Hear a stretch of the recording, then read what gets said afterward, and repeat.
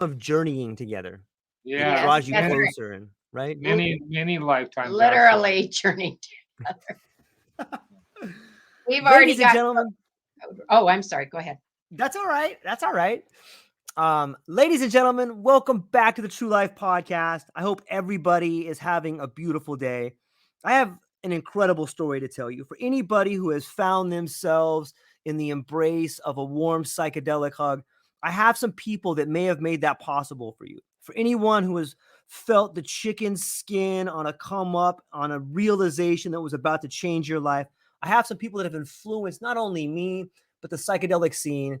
And there's a story called, here's the name, there's the look of the book for people that are watching. It's called Brotherhood Hashish. It's the story of Ronnie Bevan and his lovely wife, Wendy. But the book possibly could have been called the story of Ronnie Jensen, James McDonald, or Roy Day, for that matter, because there's so many different characters. But in the end, it's an incredible story that talks about the world we live in today, the psychedelic world we live in today. It's there's some great quotes that I want to read from some people that talked about the book. And this one is from Tim Scully. It says, I highly recommend Brotherhood Hashish. Tim Scully, chemist, author, creator of Orange Sunshine. Ron's book is a testament to the spirit, adventure, and spirituality that the Brotherhood of Eternal Love represents. Nicholas Shue. A cinematic odyssey to the psychedelic underworld. Chris Simonek. Thank you, Ronnie, for a true story with deep spiritual meaning. Michael Randall. And of course, a true story about the innocence and humble beginnings of what it was really all about and why we did what we did. Carol Griggs Randall. Ronnie, Wendy, thank you so much for being here today. How are you guys today? Good. Great. Thank you. I am so excited to have you. I met you through Mark Rose. We should send a shout out to Mark Rose. He's probably watching this right now. Mark, thanks for getting us in contact. Hey, It's such an amazing story. You know, as a young man, I grew up in Southern California, and I began to have a spiritual experience probably around 18 or 19. And I remember the first time that I went to a laser show and ate some mushrooms, and I got this warm feeling of just this knowing or something like that. But when I got your book, it was really amazing to see how it all started. So I guess it seems to me when I picked up the book, Ronnie and Wendy, you had an interesting childhood where you went from the Middle East and dreaming of raising pigeons to Laguna Beach and surfing. Maybe you could talk a little bit about the beginning of the book. Which part? Because there's so many different chapters there. My life was changing so fast. My aliases were changing. True. Maybe so you find yourself in a I think maybe one of the reasons why you're such a good communicator is that you grew up learning sign language. That was probably a foundation for getting to read people in a way which made your life a little bit easier. Like how your father was sign language, right? Yeah, my father and both of my grandparents and both of my grandparents and my father were mute, the three of them.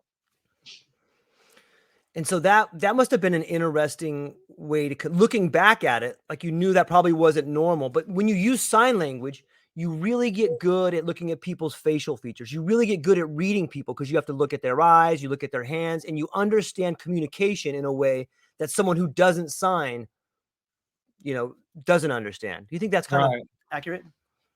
Yeah. Yeah. I think that the reason I bring that up is because as we get into this book and we begin learning about some of the escapades that happened, you were really good at reading people, whether it was, talking to Johnny Griggs or Dennis or seeing your beautiful wife for the first time. You were able to really read people's ideas and understand kind of what they meant. And I think that led to your spiritual path a little bit. Have you ever thought about that for a minute? Like it's pretty impressive. No. That makes sense, though. We haven't done a lot of looking back. And when you look back and you see what we did and the many other things in our life, it's kind of amazing. It's hard for us even to understand, but we were busy. Yeah. If you get up every day and you go after it, that's what happens in your life. You've accomplished quite a bit. Yeah. So one part about this book that I didn't know I was going to get is it's like a geography lesson. And it kind of goes back in time where you were in Laguna Beach in Southern California when Knott's Berry Farm was free, before there was a wall around it, when Right. Disneyland was different. What was it? How's it been to see that place change from the time you were there? You probably got to surf beaches when there was no crowds there. That's kind of amazing. Oh God, yeah. When we first started surfing, we were some of the first ones, so we didn't ever have a problem. We were still careful not to go like to Malibu or somewhere where these quickie surfers were. Right. And at that time, a big group of well-known surfers were coming up. They were establishing themselves. But the beaches were pretty empty, and we could go surfing pretty much wherever we wanted, because we were early. We were at the start there, and that just happened to be that way. We just happened to tune into things at their beginning, and that just has been our life. Yeah, it was a really unique time, especially for California, to see that culture emerge right there and to be part of it. And that's probably one of the reasons why you were so influential in doing what you did. It's when we move from the beginning of your story and we start getting into one of my favorite chapters was chapter 6, A Year of LSD Discovery. And it's like from the blue liquid of the Sandos in Long Beach to the Taquitas Canyon in Palm Springs. Maybe you could talk a little bit about getting blue liquid from Sandos. Like Sandos was like the first place. That's where Albert Hoffman synthesized it. And then it came, like, what was your first experience with the Sandos LSD? Well, the thing is, we didn't know where it came from. Okay. I actually got a vial from my brother, and there weren't a lot of those vials. I think there was only one egg crate full of them. And Michael Hollinshead had come to Southern California from Sandos and brought them with him. And that was the first and the last blue liquid that we ever saw. It was like one batch, but it was so pure and so strong. And I do want to mention that as far as having the spiritual experience goes, the purer the LSD is, the easier it is. You're not fighting whatever. It just allows everything to open up, and you open up, and it seems easily accessible. Where some acids that aren't so pure as that, you kind of have to work with them a little. Yeah, it seems like the further it goes down the line, the more it gets stepped on, and then you start getting these weird sort of, twitchiness, or you start grinding your teeth and that kind of stuff. And that's not the LSD. And when people tell us some stories, we tell them, you either, there's a lot of people. I took sunshine, and then they had all these weird things, and I said that wasn't sunshine because that wouldn't have happened. Right. Oh, right. It's not like we didn't have our experiences with some off brands at time. And so we're familiar with that.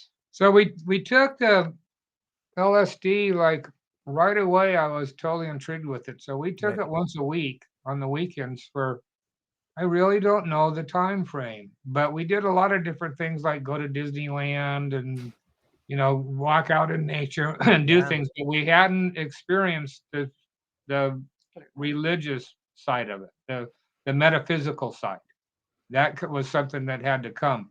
So, we were experimenting. I don't remember the time frame though. If it was 4 weeks, 6 weeks, or something before where you read that one where I was standing and the clear light came upon me. That was something that just happened in evolution, let's say, or succession of our experiences. And that point, everything changed. And that's the experience that you were talking about, that a lot of people do have. Yeah. It's an interesting relationship because I think it starts that way for a lot of people. In the beginning, it's almost like a marriage, because it's like you start off in this courting phase where like you have a little bit of LSD and you get familiar with it, and there is this playfulness about it. But soon after, there's this beautiful love that comes about it, and that's sort of that spiritual experience. And when I in the book, you talked about the first time using with the blue liquid, and then you start talking about going out into nature. And I want to read the quote because I thought it was transformative, and it was something that people said. And so I imagine you in the Taquitas Canyon in Palm Springs, and you're out and you find this beautiful area. And the quote is, "Then one afternoon, something different happened. Several hours into our session, I was standing in the stream and everything around me turned into light. I saw how all things manifest from one source.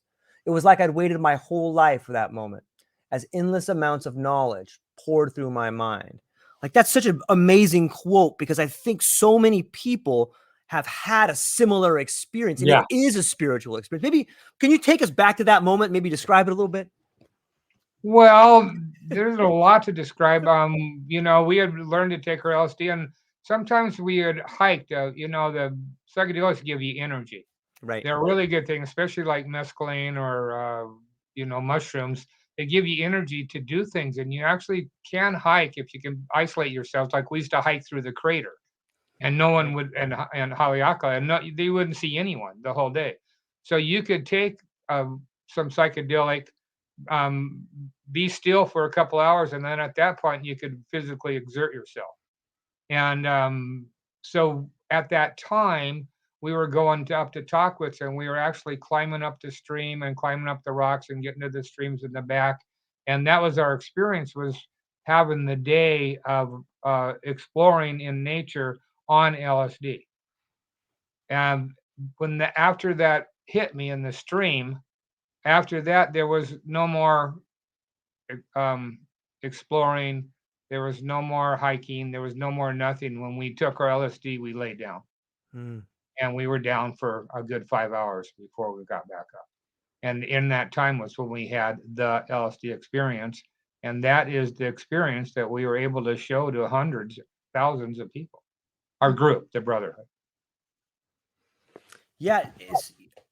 I remember hearing the story in the book. You talk about going to Black's Beach with Johnny Griggs and laying down after he had met with Timothy Leary and brought back these papers and stuff like that. Maybe you could introduce the people to Johnny Griggs. And, you know, you spoke eloquently about him and talking about he's one of the most enlightened people you'd ever met. And I thought this interview wouldn't be proper unless we kind of brought him up and you could kind of talk about him a little bit. Well, he was, or whatever, is the most enlightened person I ever met. There's no doubt about that. And we've met all the high lamas. We've met a lot of people, Timothy Leary, you know, so many people, but no one was like Johnny. I don't know what the deal was, but he was a very advanced soul. And he wasn't with us very long, but you'll find, I think I said in the book, that a lot of prophets and advanced spiritual people don't live long. They're here, they have a message, and they're over. But no one was like him. He was the most charismatic person I ever knew. His energy was so active, and he recognized everything right away. For him, it was easy. He, you know, took acid a couple of times, and bam, there it was. And once you merge with that light and that consciousness and that oneness, you really can't go back to playing around with psychedelics. Like I said, you could take small doses of mushrooms or things like that and have physical experiences like walking through a forest or up a creek or whatever. But if you take a strong dose of LSD, we never had a choice but to lay down.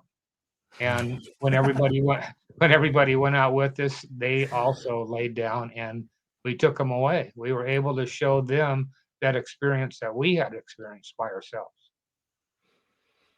Yeah, you know, there's something that happens when you lose the ability to speak or even communicate, and you just that's all you could do is lay down and just kind of become of it. You know, it's interesting to me, this experience. You know, when you talk about Johnny Griggs or you talk about having a spiritual experience, on some level, it makes everyone around you afraid. Like, they're afraid of you because you've had this experience that they can kind of see in you. You know, it seems to me psychedelics are the one drug that makes everybody around you trip out. It's kind of weird, right? Well, we are all connected mentally, and there is a lot of that. What do you call it when the brain? There's a lot going on in the ether between us that people don't think about. Like mine. Like if you sit in a room and someone has a thought, and then 3 other people have that same thought. Those things happen, and they happen because we're connected. And if you can get that connectivity raw enough, you can see through it, and you can see, for instance, you can see the energy in your brothers and sisters. You know, when you look at them, you don't see George anymore. You see God, and that is inside all of us. Yeah, that's really well said, and maybe that is what scares people, is when you can see through them, you know, and you can understand that they are you in some way, and you recognize the fear and yourself that's in them. And like, it can be, what we describe as love can be very frightening for people who've never been loved before. Maybe that's part of it. Yeah. The ego has no place in the psychedelic experience. And the ego is the individuality that we all carry with us. So sometimes when that gets threatened, and people don't have tools to go somewhere else, or they're not with some guide that can, get in between there and take care of it for them, then they can have a bad experience. But I want you to know that out of the thousands of people that we took out on these experiences, and sometimes there'd be 20 or 30 people with us, and maybe 3 established members from the Brotherhood only, but they would all see that whole picture, and we never lost anyone. We never had anyone jump off a cliff or go home crazy or do anything like that. Everyone, and that was one reason we went in nature, because you're isolated. People can't leave. You're in a house in Laguna Beach in the middle of the night. People can get up and go get in a car and go crazy.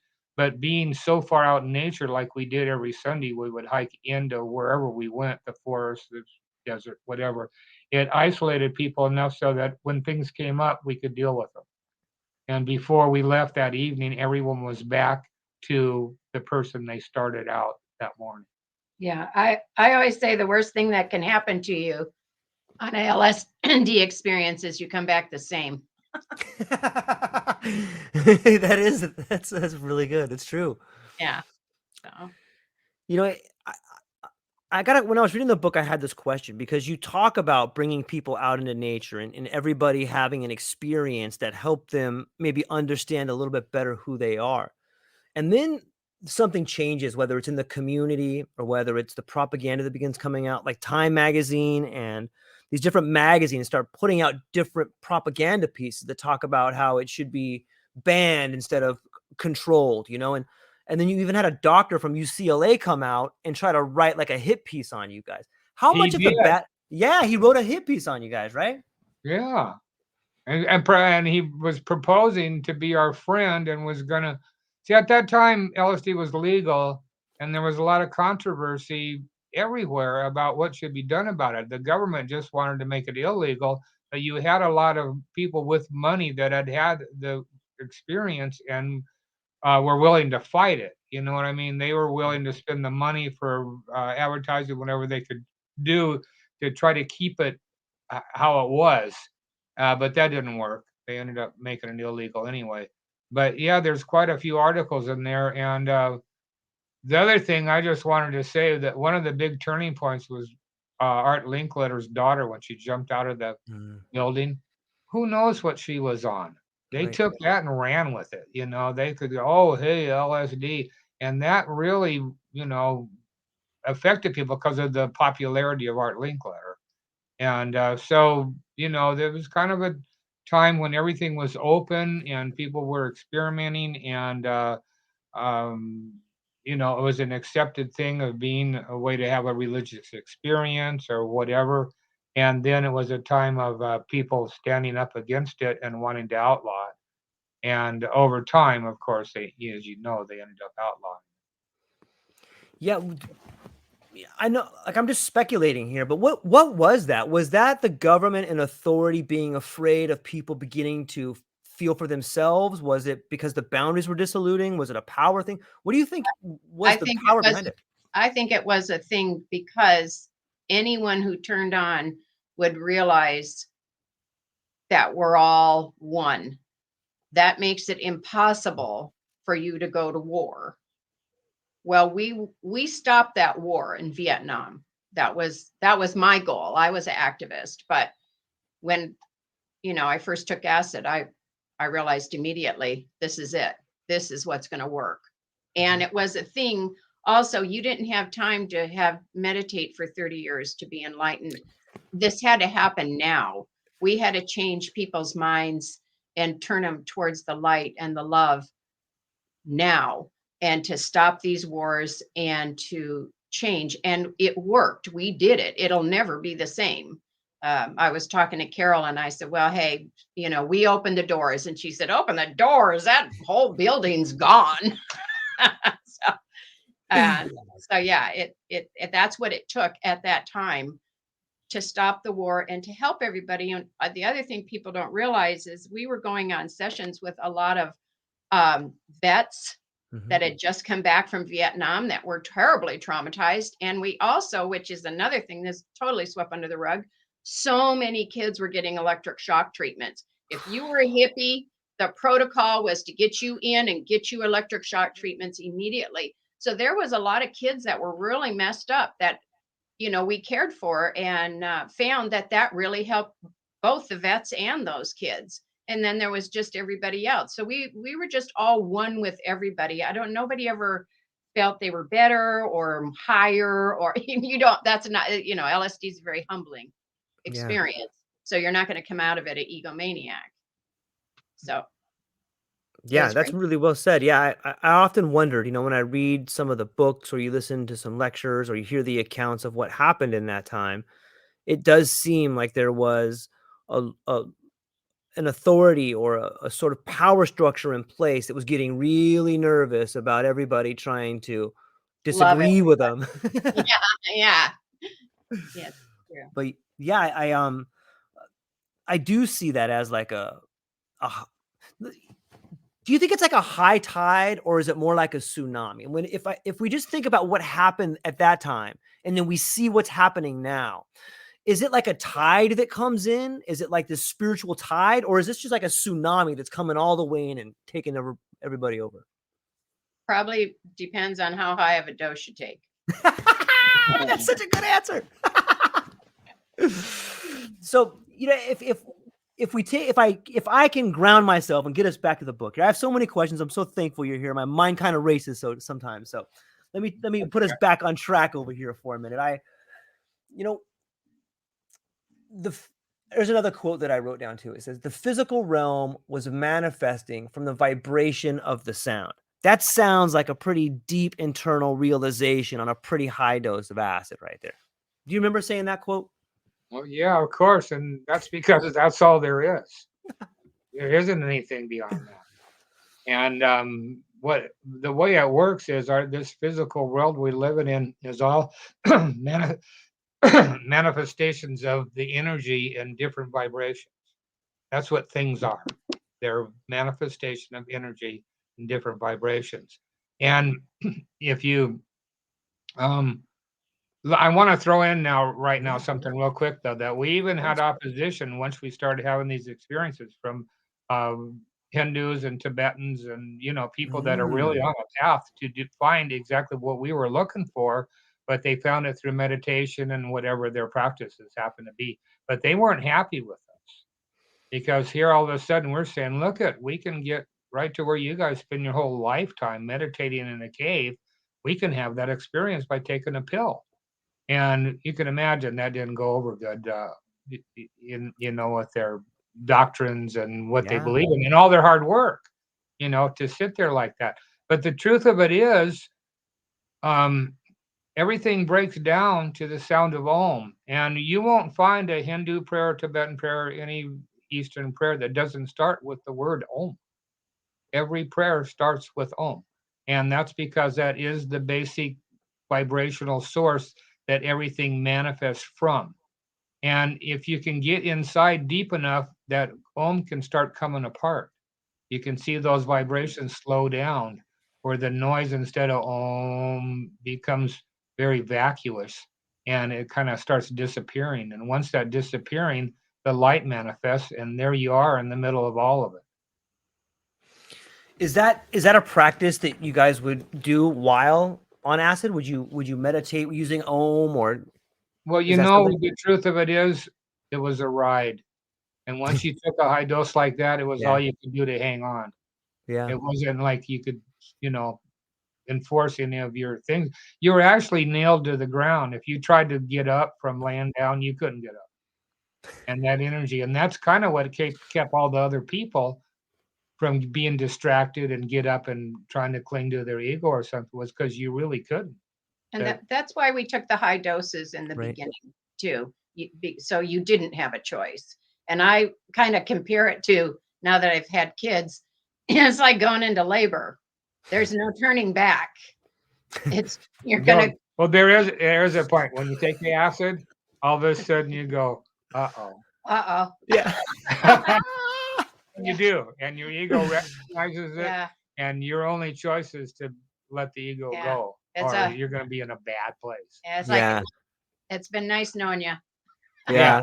And we've had that every single time you take it. Your ego goes gulp. Yeah. What's going to happen here? And you really don't know. You don't have you have your spirituality, you have your toolbox that you've accumulated spiritual things to get you back. You have the psychedelic prayer book. You've read the psychedelic experience book. I mean, you are prepared. You still don't know what is going to ripen in your karma on that experience to, I mean, you're not going to flip out or anything, but you're going to learn. You don't know what you're going to learn. And also I've always said, by doing a lot of accidental overdosing and stuff, that it doesn't matter how much you take. You're only going to get as far as your karma is allowing you to get to see at that point. Right. So if you would take 25 doses, it doesn't mean you're going to get enlightenment. Yeah. Yeah. No, that's not the thing. The thing is basically where you are in your karma and how you're relating to those energies once that you leave this realm. Yeah. Sometimes I liken it to like an environment. It's like you go to this place, and once you begin to understand the environment, you can begin to focus on the objects in that environment. But in the beginning, you're just like you're death by astonishment. You know what I mean? You're just like, but after a while, you go, okay, let me focus. Let me focus. What is this over here? Let me look at this object. You know?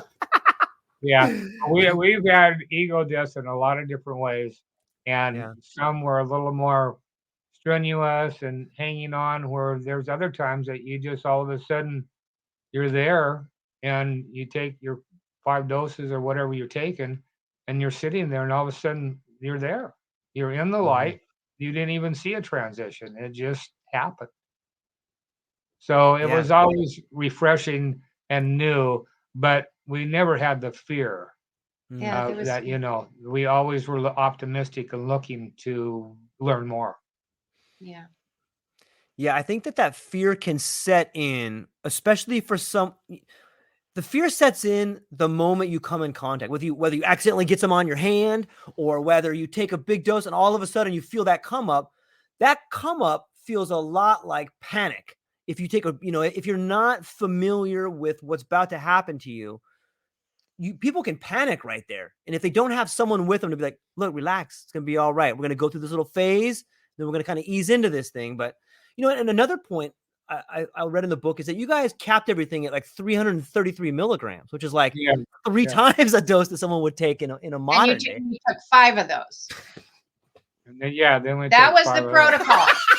You didn't know, but that's why there's no fooling around, and you don't have people getting scared except for like a nanosecond. There's no time. Yeah, there's no time to be scared at that dose. Roll one, and it's great. So, that's.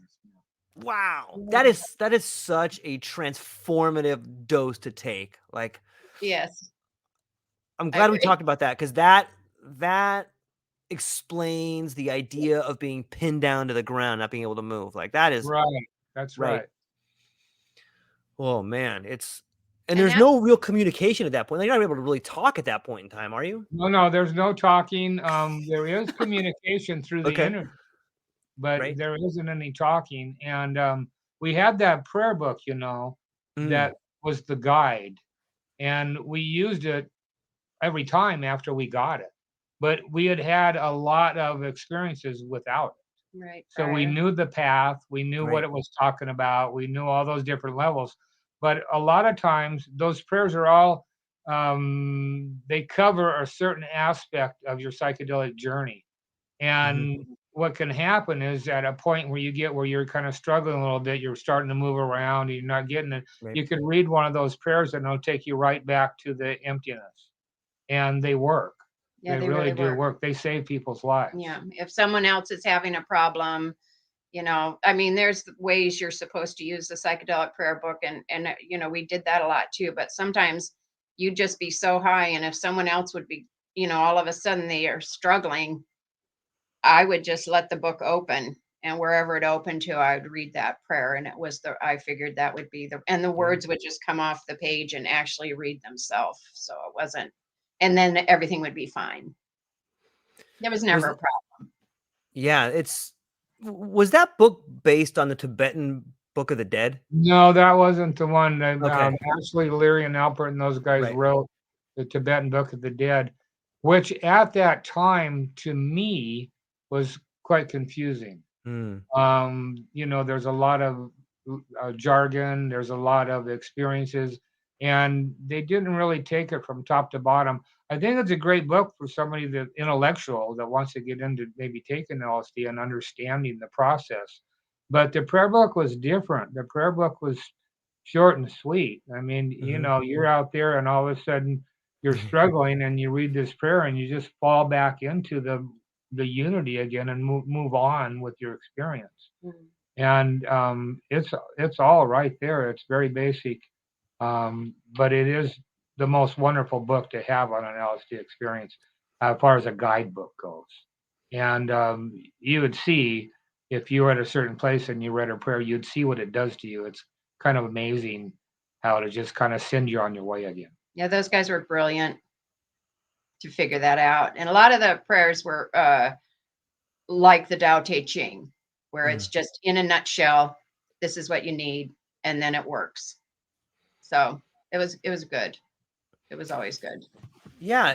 You know, just on a timeline note, was what was happening when the Brotherhood was being formed in California, was at the same time Millbrook was happening on the East Coast? Were those similar timelines? Millbrook was a little ahead of us. Mm-hmm. They had been doing a lot of you know, Timothy was involved with the college and Right. Alfred and Wasson, not Wasson. Anyway, the people that wrote the book, they were doing all kinds of experiments and stuff. And all those people in Millbrook were not the same as the Brotherhood. Right. Millbrook had 40 bedrooms in it, whatever. There was always people there, Allen Ginsberg and the, you know, Thelonious Monk, you know, whatever. And they were taking LSD. Like they said, there was always someone in the house on LSD. And they would use it like to create music or poetry or things that happened. The Brotherhood was pretty unique in the fact that our whole thing was going out in nature with groups of people and laying down and leaving the ego behind and experiencing the metaphysical. And that was one of the things that drew me to the Brotherhood, because I was in San Francisco, and then I got turned on to the Brotherhood because I went there I got some hash one time when I was in Michigan. His hash. And as soon as I walked in the door and smelled it, I was like, oh my gosh, because we had been doing Moroccan. And I said, oh, what is that? And then there was a big hookah and we set it up and we did it. And I made the deal with the guy who brought it to turn me on to the place where he got it. And that's what took me to Laguna. So my first few trips there were basically to score. And then afterwards, I realized they were on my same path of how to take LSD, set and setting, go out in nature. Because in San Francisco is wonderful. My family was beautiful there. We had a place in Tahoe we could go experience. So we were in nature there. But the Brotherhood took everything to a step above. And, you know, beyond. And and when I was welcomed in with open arms, because they, you know, we could just tell we were on this exact same page, and I was a good worker to be part of spreading the joy. So you know, in the book, you know that the book has mine and Wendy's whole love story in there too. It's got our whole thing, how we met, everything. But in the book, it says that we first met in the canyon when I was over visiting from Maui. But now that we just talked about it, I believe that when Wendy got that slab of Primo, that's actually when she first met. Yeah, it's from Afghanistan. Can you believe it? She went looking for the guy with the hash and married it. Yeah, that's the best way to keep it handy. Yeah, it almost reminds me of Alexander Shulgin's A Chemical Romance. because you get the hash and all of a sudden you're drawn to the person that brought it there. It's like, it's just like a big, deep love story that mingles through the book. And the book is like not only is it a love story, not is it a story about American spirit, not only is it a story about brotherhood and LSD and geography, but it's a story about exploration, and you know what, in the beginning, when the first hashish from Afghanistan chapter comes into view, I got a whole new love for the Volkswagen bus pop top. I didn't know that they had all these those little spots that you could do and buying things in Germany and maybe we should move there. Like, so the first hash from Afghanistan, maybe we could start there. Okay. So also, I just want to throw one more thing in there. The book, what it's really about, but we don't cap on it too much because some people don't think it's the greatest thing. But I was the only member of the Brotherhood that never got arrested. I was able to do everything I did, and you'll see in there, it's not because I was super careful or I was better than anybody or anything like that. There's time and time again where they could have busted me. Just for instance, that night I drove into Laguna from the Shrine Auditorium and got pulled over and had a pocket full of joints. Yeah. And maybe normally, I was a full-on hippie, full-on, beard, hair, all the whole banana. And we was in Laguna, but the policeman ended up just letting me go. But that's just a small incident, but that is one chance where if he would have looked in my pockets, I would have went to jail and I would have been arrested, which never happened. It's kind of like a Jedi thing. I think we just emanated so much love that when they were there with us and we loved them so much and had so much empathy and compassion for them that I think a lot of times I think they walked away sometimes and went, wait, what happened? And another thing is to compare me to the movie The Fugitive. You can have series of all the different times when I could have been caught.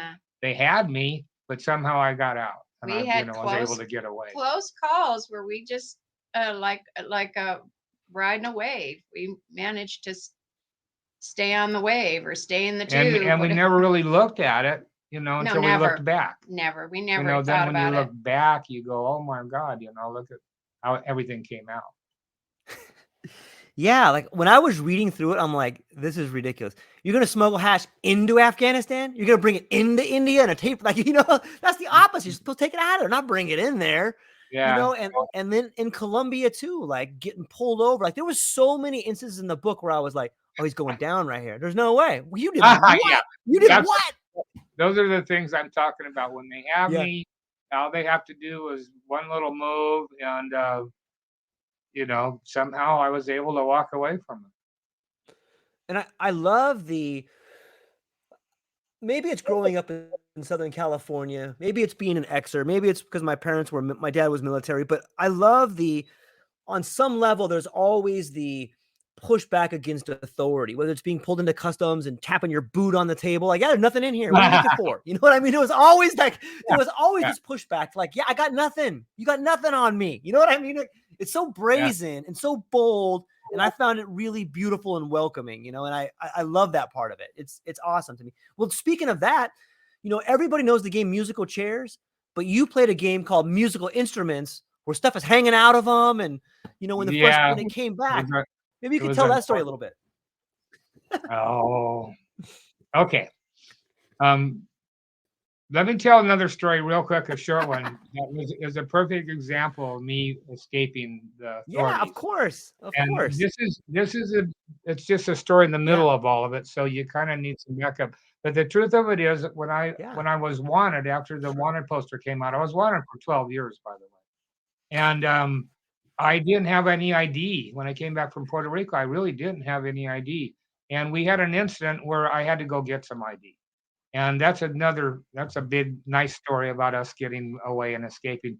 But this one in particular, I have my brand new driver's license, and I'm out in Sebastopol, in Sonoma County, and I'm driving out to Bodega Bay to see Wendy. Yes.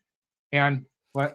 This is a good story. Yeah, okay, it's a good story. So all of a sudden, there's no one on that road. I was up in near Rio Vista, and it was midnight. There wasn't a car on the road.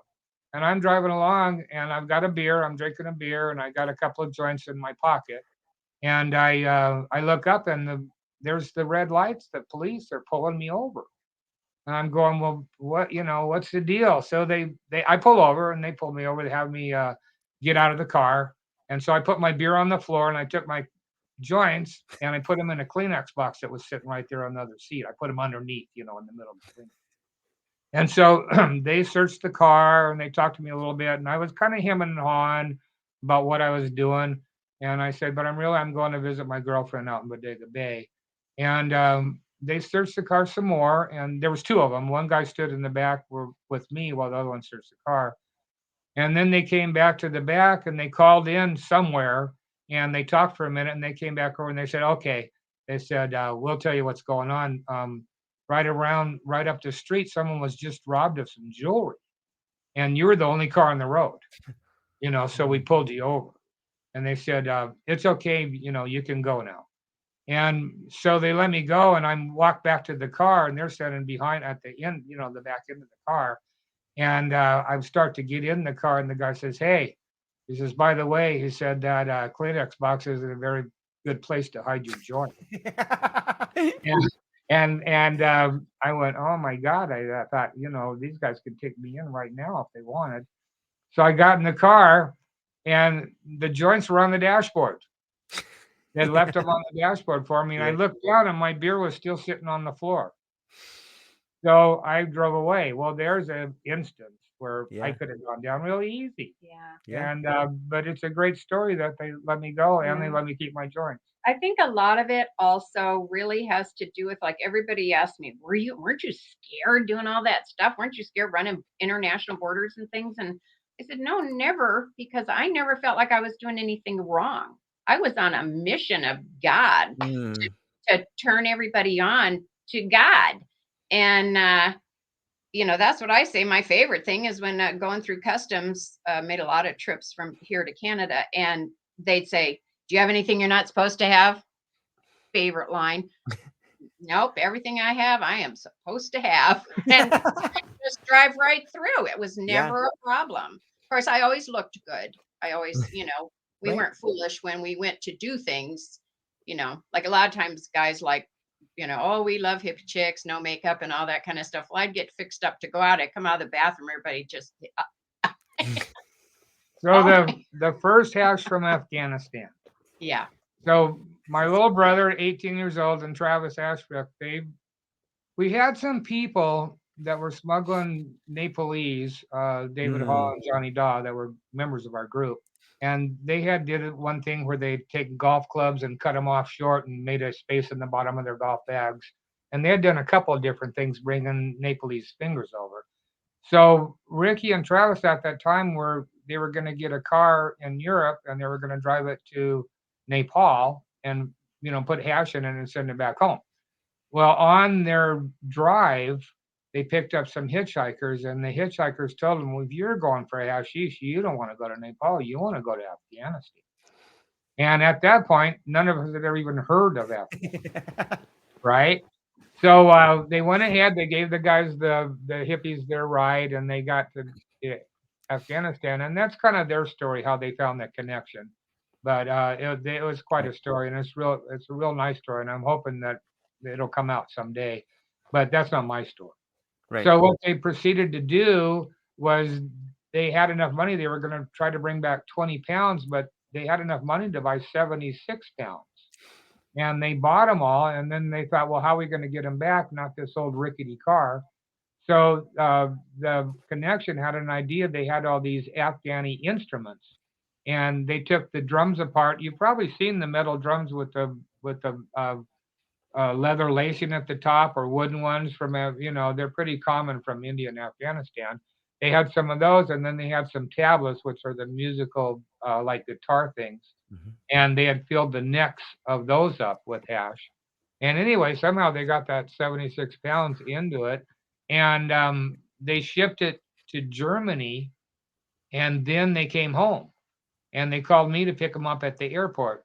So I drove up to the LA airport and picked them up. And when they came down the escalator, my brother had an Afghani coat, and he handed it to me. And I almost dropped it on the floor because it had a couple of kilos of hashish in it. So I drove him home, and on the back to Laguna, I was living in Pomona at the time. And on the way, they said, well, look, we've got a shipment coming, of hashish, and we mailed it to you. And I thought, well, why did you mail it to me? Why didn't you mail it to yourself? What do you know? Well, the truth of it is, and they'll both tell you now, they were too chicken shit. They were afraid to go pick it up. So anyway, okay, morning comes, which was Monday. I guess I picked them up like on a Friday. We had to wait through the weekend. And I had a Mustang at the time, and I rented a trailer, a hitch, not a ball hitch, but one that clamped on a clamp on. You clamped on the bumper at that time. And I took all the papers. I drove up to the shipping places are all around the airport. They're all on the outside of the airport. And I found the place I was supposed to go, and I went in there and gave them the papers. And they looked at all the papers as I was standing there, and they said, well, come in the back room. So I went in the back room, and they had a couple of wooden crates sitting on the floor, and they gave me a crowbar, and they said, well, open them up. So I said, okay. So I opened up the crates, and right away they started talking, but that's because they had sent animal furs along with the shipment, and the furs were on top. They could see them. So right away, there was 2 customs officers there. So right away, the one tells me, I don't know if these are legal to import. We're going to have to make some phone calls. So they said, take everything out of the boxes and put it on the floor, and separate the furs from the rest of the shipment. So I busied myself doing that, and we waited longer. And in the meantime, the stuff was on the floor. They were taking care of the rest of their business, and we started talking. And it was the same thing, sports. What do you do? What do you like? Just common conversation that people have. And eventually, it came back that the furs were completely illegal, and that we had to leave them there. So they just said, "Well, leave that pile alone." And then they started looking through the stuff. So I'm standing there. We've been talking for 2 hours, and they start going through the things, and they see the necks are broken on the stringed instruments. They said, "Oh, too bad that these, broke and everything. Kind of a bummer." But they broke in a way that the hash concealed inside of them, you couldn't see it. The neck, like the neck was sitting there filled with hash, and the bottom was too, but nothing was exposed. So everything seemed pretty, like it was okay. And then one of the guys picked up one of the wooden tablets, and it was heavy. It had 10 pounds of hash in it. And he goes, God, he said, this must be solid wood. And the other customs officer picked up a metal one, and it was equally as heavy. And he looked at the customs guy, and he said, yeah. And he said, I suppose this one's solid metal. And I'm just standing there, and they look at each other, and they look back, and they said, okay, you can go. And at that point, they actually helped me load all of the instruments in those wooden boxes and helped me carry them out to my U-Haul. And I drove home, of course, looking over my shoulder, but no one was following. Everything was fine. And that was the very first shipment of Afghani hashish into America that anyone knows about. Anyone knows. Man, I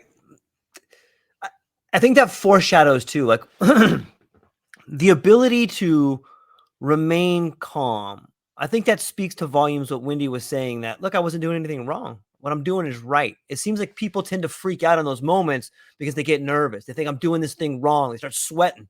But what was it? Like, how are you able to keep your cool in that moment? Well, I told you about our familiarity with the home. Yes. And it's in there. You can get at it anytime you want. And I think probably I was just concentrating on, the vibration that everything's perfect, and that, everything's moving along like it should, and it's okay. And I really think that was my my defense against being scared or, wondering or anything like that. I kind of just kept a calm about me that was centered in the home. And, I think they liked me. I think the fact that I was pretty straight looking, and we had become friends over the 2 hours that I was in there with them. And as far as I know, they might even have suspected something was in there, but decided I was such a nice guy that they would just let it go. I'll never know that, but I kind of have a feeling that that's kind of the way it went. Yeah, maybe. And if I just stay in that moment for a minute, I think being able to face fears, whether it's instruments with hashish in them or speaking to an authority figure, the technique you use to get through the fear can be applied to our lives. Like, it's a skill that everybody can use, and it probably is very beneficial when you find yourself in a situation where your heart rate is racing, maybe you're a little nervous, maybe you're scared. If you just center yourself, you can bring everything back in order and get through that process. Like, that's a really cool skill. I'm glad you shared that. I think it's very beneficial to do that. And as you're talking about it, I began thinking about it. Another thing that may have happened is those guys may have had a lot of respect for you. Like, hey, here's this guy that just got back from Afghanistan. They probably never heard of it either. And they're like, Right. these furs, right? They're probably pretty amazed by it. Yeah. I don't know. I mean, they were a couple of nice guys, and it sure worked out good for me. But it's, you wonder, how did I run into those cops out there on the road that gave me my joints back? Why didn't I run into some jive-ass cop that was just going to make a bust no matter what? Because at that time, 2 joints would put you in the slammer. There's no doubt about it. I think also we related to people of authority as human beings. Yeah.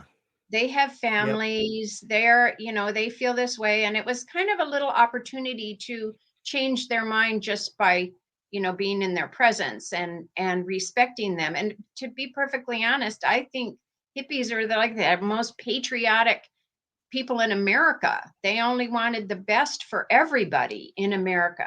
So I always felt very patriotic and very respectful. And I always would tell people too, they're like, oh, cops or whatever. I said, oh, really? If somebody was breaking in your house, who would you call? Yeah. A cop. You would expect that cop to come put their life on the line for you. And yet you're being disrespectful. So you have to just understand where they're coming from too. And we did have 2 of the people that had created the poster come to one of our showings. And they're real old now. And we were the guys that were after us. Yeah. That's awesome. Yeah. We're friends now. Yeah, we're friends now. And it was really nice to meet them and have bygones be bygones. They said, you know what? It's all over. That's in the past. They said, you guys won. Yeah, and now we're just enjoying our older life. But they enjoyed the movie. They watched the movie, sat there in the front row. And it was really fun meeting them and their families. And now, after it's all over, and, we were the bad guy, they were the good guy, but who knows who really was the good guy. And now we're all just humans again, thank goodness. So. Yeah. As you talk about that, and we talk about the joints in the pocket, or, just the beginning part of meeting those guys and those custom agents, it does speak volumes. And I love the way you said that. When we're all just people, and maybe if we all just treated each other with a little bit more respect, we'd all get a pass every now and then, and if we could just get past this idea that I am this thing, I am a cop, I am a smuggler, if we just get past this I am and just see each other as, hey, we're both trying to get through this thing here together. Let's work together. That's a cool part of it. Well, I had gotten pulled over one time driving into Bakersfield. When you get off the freeway, it's a down ramp. Mm-hmm. And so consequently, when you pull onto the Bakers, it's a speed trap. Mm-hmm. And my trunk was packed, and I got pulled over, and I thought, oh no. Well, I had just seen this video of this policeman getting hit by a car by standing on the driver's side of a car he had pulled over. So this guy comes, the policeman comes up right to my door, and he's like, hey, did you know? And I said, hey, go over on the other side of the car, get out of the street. You shouldn't be out in the street like that. That's dangerous. He's like, what? He wasn't ready for me to tell him what to do. And so consequently, I think I took a mother role with him, and he went around to the other side, and I opened the window, and he's shining his flashlight in there, and I was listening to Mozart, and, dressed nice and everything. And he just said, well, you were speeding, and he was going to give me a ticket. And I'm like, oh man, I've never had a ticket. Never once. I said, go look up my driving record. I said, this would be so devastating for me to get a ticket. And somehow he's like, okay, ma'am, well, I'm really sorry I bothered you. Yeah. I said, you're just doing your job. Thanks for doing your job. Love you. Just so you know, for the people that have read the book or know our history or, whatever things about us, or me anyway, that Wendy had a life of her own before we got together. And she had driven a Volkswagen to Afghanistan and loaded it and brought it back. She had taken 10 grams of LSD over to Timothy Leary when he was in Algeria. And they wouldn't know, what's his name, whoever was in charge there, I forget. He wouldn't let him have it. So she had to take it back to Amsterdam, and they sat there in Amsterdam while they sold it all. And she smuggled hash back from Morocco and has done various other things through the years. Woodstock? And this was yeah, she went to Woodstock, and this was all before we got together. So she does have a history of her own that doesn't show in the book. But we're trying to get her book written.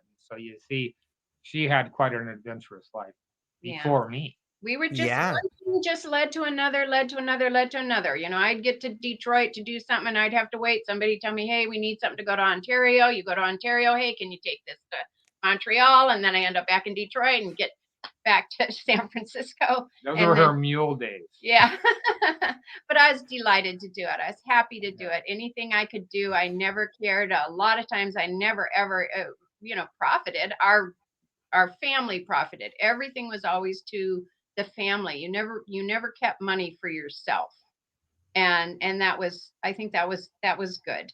So, and the other thing I was going to say is my family in San Francisco was so beautiful. We take lots of acid. We had the house in Tahoe where we could go be in nature, but it's still they were a well-known family too. We knew about them. Yeah. From Laguna Beach, we knew about them. Yeah. In San Rafael. In a little lab.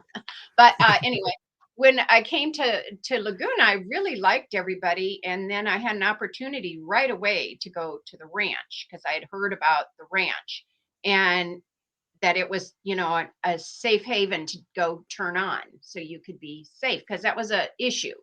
And I thought, wow, what a beautiful people to have done something so generous for so many people. And I went to the ranch, and of course I had my homemade long tapestry dress on and my hair tie, braids. And so I that's the way I looked. But I walk in, and first thing Carol says, and she was there with Barbara, who passed away now, but she was our best friend too. And they both said, oh my God, you should live here. I hadn't even walked over the threshold. So that was really fun. And then we got to know each other really well after that. And of course I said, well, I'm kind of busy. I've got to get back to San Francisco and back to Detroit and back to Canada. So because I figured that until I had children, I wanted to do everything I could to turn on as many people as I could. And that was my mission, to change people's minds. But that's what I loved about the Brotherhood, and what initially brought me to them is that we were on exactly the same level. And when you lived at the ranch, you were pretty much on 24/7 duty when you were in the working part to be awake if anybody came down the gravel road that had come to the ranch and turned on, even unbeknownst to you, down at the waterfall or at one of the other many beautiful places you could be safe there. They'd come, and your job was to bring them in. We always had a pot of soup on the stove, always, for unexpected guests. And you'd get them to the shower. You'd make sure they were, cared for. They were fed, and you put another log on the fire and bring out the sleeping bags for them to sleep in the living room. And everybody was always welcome. And a lot of times you didn't even know these people, but you could tell they had turned on that day. Yeah. So, and they were, that was just, it was so important to the Brotherhood, which was my same mindset, the whole experience, not just taking acid, but re-entering. Your re-entry is so important to your final result of what you got out of that session. You want to keep your mind open. You want to remember everything you learned. And in order to do that, you can't get right back into things quickly. You need to take a little time to re-enter. The process of re-entering is a process of rejecting thoughts coming into your mind. And you stay that off as long as you can. But they liken it to a wheel rolling along a string. Eventually, it's going to run out of energy and it's going to fall off. And that is going to happen to you. But your thing isn't, it's really it creates kind of negative effects if you rush back into your ego and rush back into all those things that you were doing and don't experience that withdrawing from the oneness and learning everything you can at that point. And staving off the ego seems to put you in a better place when you finally, the drug wears off and you're back into your body. The sacrament. Sorry. Yeah. You know, it reminds me of Wendy, the way you describe the hospitality you provided people seems a lot like the hospitality that was afforded to both of you when you would go to Iran or Afghanistan, or the way people would take care of you. It's pretty interesting how that works. Really nice. Yeah. Yeah. The people were wonderful. Yeah.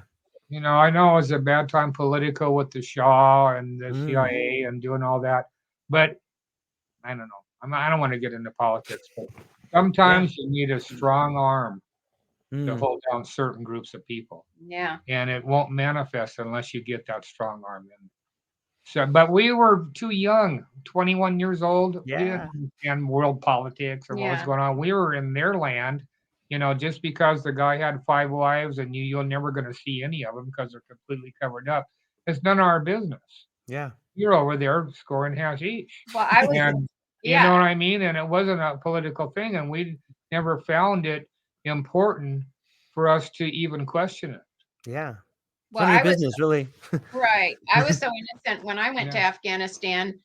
When Haitullah came, he was our connection. Yeah, when he came into town and he saw me and he's like, "Oh my God, you can't stay here in town. You need to come to the compound." So we got to go to his compound, which was very rare. And then we called it, I think Ron wrote it in his book, "Stand in Line a Stand." Yeah. So they were loading another vehicle, then you just waited. And most people waited in town, or they went to Kabul or something, you know, they could do something else while they were waiting, but we were lucky enough to be there. So I was running back and forth between the women and standing on a big stool to smoke the big hookah with all the pressers. And I didn't think I was doing that. That was inappropriate at all.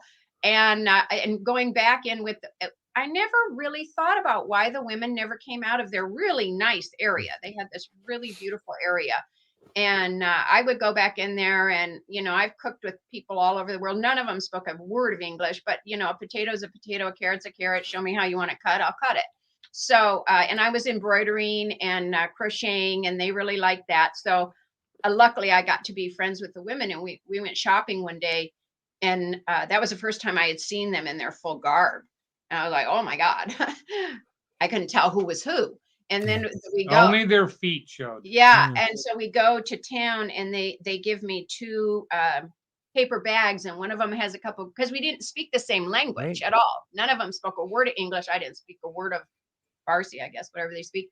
And they give me these 2 paper bags, and one's got a couple garbanzo beans in it. One's got a couple grains of rice to show me what I should get. So, you know, that's my job. Go in and fill these bags up, and then we'll meet you back. So then that all finished, and I went back to the van, and I turned around to look into town all the women looked exactly the same. I'm like, uh-oh, where's my girlfriends? and so I thought, oh gosh, now I'm going to have to just be seen, because I was totally not at all covered. And you had a scarf. Well, Haitullah had given me a really beautiful, colorful scarf over my hair, but I didn't know it was from over my hair. I was tying it around my blade. And around my neck, and, you know, beautiful. So anyway, I was over there, and I thought, so I'm like, hey. And then next thing I know, these 5 dark figures emerge from the crowd, and those were my girlfriends. And once we got in the back of the van, we shut all the curtains, and they could take their thing off. And we would talk, and it was so funny because they would talk to me in their language. I would talk to them in my language. Even though we didn't know what each other was saying, we'd laugh. And yeah, they were wonderful. And I had no idea those were all his wives. I thought one of them was his wife, and she had her sisters living there, and there was the sisters. And then I find out they're all his wives and all his kids. So anyway, it's interesting. Very educating. Especially for a young woman who's 21 years old and coming from the West, like, you know, what an education it is to get to have a lived experience there. It's pretty beautiful, really. Yeah, it is. It was a good time. It was a good time Yeah. when we pulled into Iran, and we had to drive all the way through Iran, which is a huge country in the desert. There wasn't roads or signs or anything either. You were really just driving in the desert. And we saw this guy hitchhiking right when we first pulled in, and we're all, oh my God, where, it's like there's nothing behind us, there's nothing in front of us, there's nothing on either side. Where's this guy going?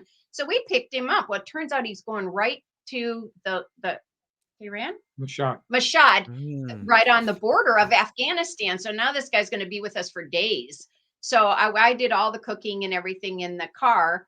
I had brought Army footlockers full of food. And so he slept underneath our van, and we slept in it because there was only room for two. It was a double cab, so it's a small sleeping area. And we fed him breakfast, lunch, and dinner, and then we drove him and we dropped him off at his house. His family flipped out. They were so happy. They could not believe that we would be gracious enough to take him in and feed him and take care of him and drop him off. They forced us to stay there. Not forced us, but they were like, Right. you have to. And we didn't want to be disrespectful, but they wanted us to stay there. They wanted to give us tours of the town and the underground. And yeah, it was pretty amazing. They played instruments and we all danced, and it was really, really fun. So it was the people everywhere were so nice. Everywhere. Yeah. All through Turkey and Iran and Afghanistan and India. You were kind of an anomaly. It was amazing. Yeah. How fun it was. And another thing was we were safe. Yeah. We could sleep out in the desert in our van, and never have to worry about, getting robbed or anything like that. And the people that you ran into always wanted you to come to their house and visit. I mean, they were, have tea, drank so much whatever. tea. They were just really, really nice. Yeah, really. Even nice. the guys that they had these little, they were in Afghanistan. They had tolls on the road, and this guy would stand there. He was in like this phone booth building with a bar across the road, and you stopped and you paid them whatever, 25 Afghanis or something. But they all had hashish pipes and hash in their little cubicle, and they'd always invite you in to smoke the hash and have tea. And these were just the guards, but that's the way it was. It was like that everywhere, and everybody, in Kabul, all the shop owners, they all want to have tea, and talk, and they're curious about you and what was going on. And I can't remember any happening that wasn't. The people were so nice, inviting, to you to come to their house and feed you, and it just interchanged from your world to theirs. And that's the way it was. It was, there wasn't any, there wasn't any threat. You weren't ever felt threatened. Oh, you always felt safe. It's fascinating to think that, we're always told to be afraid. We're always told about fear. We're always kind of conditioned to like be questioning these other people. But when you hear stories about people traveling to distant places and how warm and welcoming the people are, and it seems interesting that sort of relationship comes from LSD too. Like when you're turned on or when you have an experience, you begin to see a lot of love out there. And sometimes maybe that's something that LSD and traveling do similar, is that they show you the truth. Like, hey, you don't, and one of the truths they show you is you don't really need to be afraid. Fear is the one thing that kind of causes a lot of problems out there. Yeah. It's constricting. It is, and constricts your muscles, constricts your mind. Yeah. And I have to say nowadays I don't. I would feel fine walking through Detroit, walking through wherever, and now it really is different now. I hitchhiked from Detroit to San Francisco and back twice. Wow. And because the plane fare, we could get 2 kilos of weed for what one plane fare cost. So we figured we could get 6 more kilos of weed rather than do the plane. And so that was fine with us. And it was adventurous, but no, I wouldn't recommend that to anyone now because it's just different. Back in that day, the truck driver, people were more friendly. The truck drivers were all good old boys. And, now you don't really know. And there's just so much more turmoil and so many people are more disturbed that I wouldn't recommend anyone to just stick their thumb out and go. hitchhike anywhere. It would be too scary to get in a stranger's car. But I still pick up hitchhikers. He doesn't really like me to, but being a hitchhiker, I know how nice it is to get a ride. Yeah. You know, you talk about in Afghanistan, there was a time when, like, obviously there's some sort of moral or cultural codes that when they're broken, people get upset.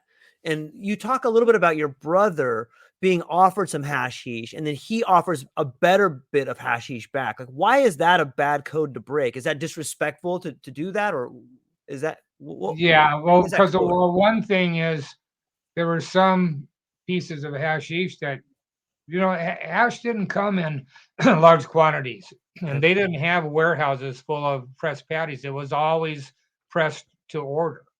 Okay. So that's why we had to wait. Was right. You know, people would come in with different orders, and they would have to press it up while the people waited. So, so what the deal was, the hash came in usually little muslin bags, you know, a couple of kilos at a time. And you realize this is the pollen from hundreds and hundreds of plants, right? So no matter how much hash they had growing, they still only managed to have 10 kilos of the same kind. Well, there were a few times where there was something really special. And we knew what it was. I mean, we brought back what we called Primo, and it was basically the same kind of quality. And that's what everybody loves when old timers talk about the hash. It's the Primo they're talking about. It's the hand pressed patties, and it was a quality that was, you know, was great, but it wasn't the special quality. And you could never get any amounts of that kind of hash. You might get an ounce or a piece like that. Well, my brother, he was a little pompous, he threw that piece down to the guy saying, well, I want this. Well, we knew that he can't get that. No one can get that. I see. And so the guy really wanted to kill him. Wow. The guy, after he got us down, he said, that guy wanted to kill you. And, you know, we were lucky to get out of that alley and back on the street. And Ron wasn't even supposed to be with them. They had that's one of their many accidentally meetings from all over the world. And he just went with them to just go with them.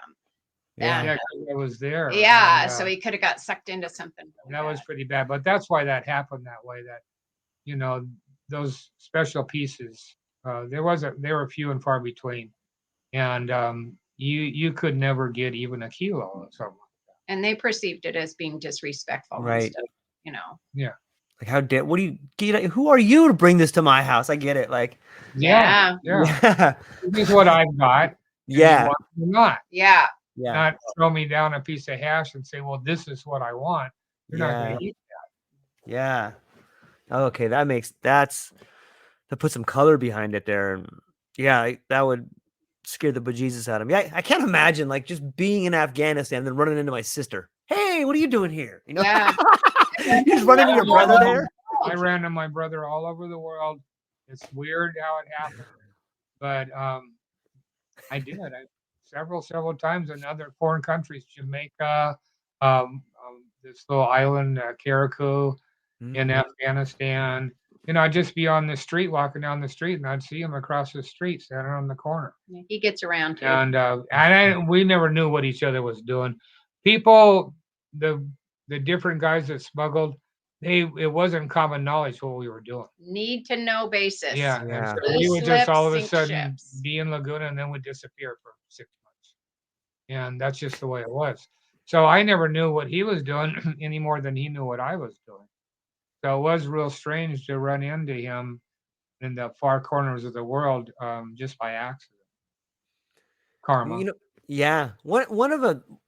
I had to set the book down while I was reading one a bunch of times. For people listening right now, I just want to make sure that we talk about the actual title of this book. People can see it.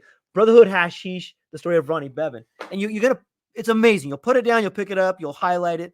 But there was this one scene that really mesmerized me, like a lot of them did.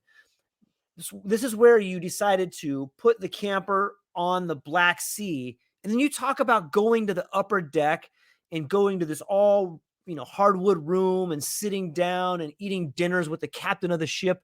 I was curious, like, what was that like? Like, what kind of stories did you talk to about the captain of that ship while on that vessel? Like, that just seems like a fascinating time.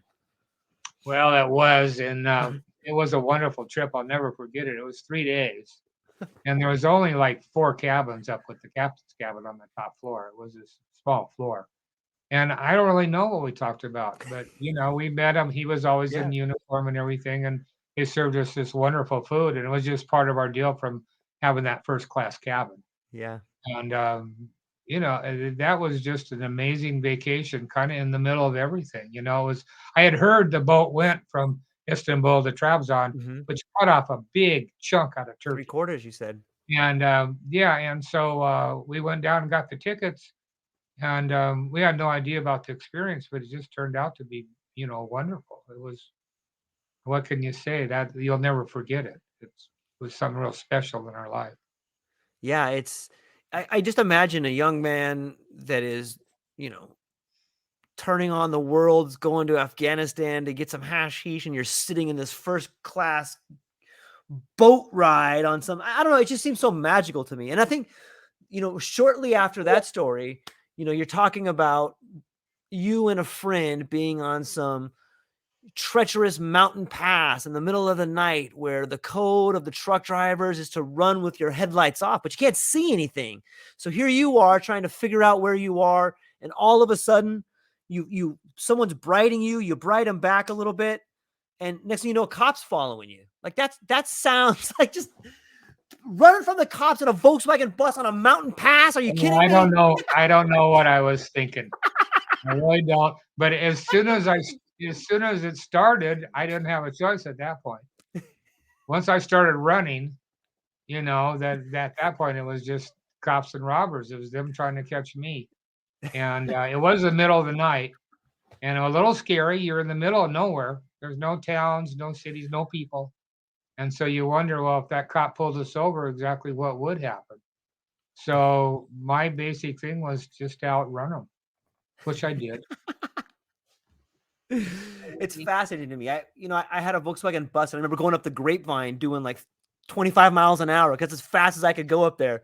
So I'm just imagining you in this VW bus, but like, it's so crazy, man. It's so crazy. What an amazing, and your friend's sleeping the whole time. Yeah, he slept the whole time.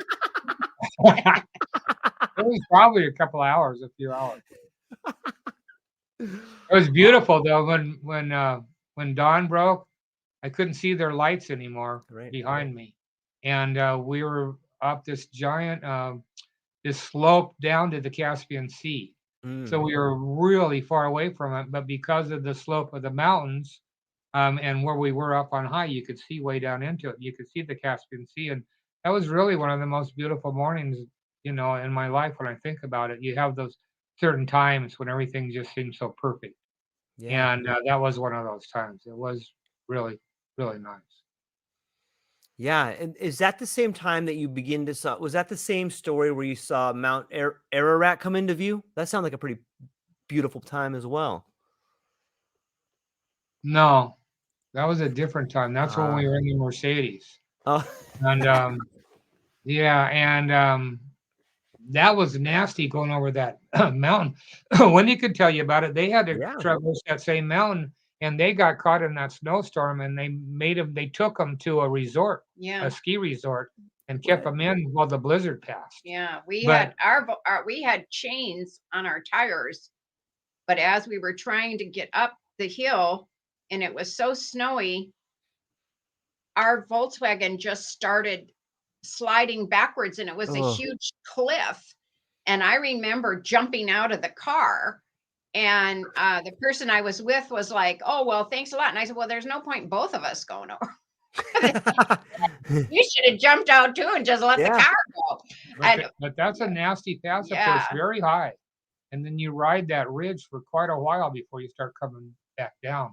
And at that time, when we went up and then storm hit us, the road was disappearing. Yeah. wow. It was just all becoming snow. You're out there on this dirt road anyway. And without traffic to show you where it was going, we realized we were kind of reaching a danger point there.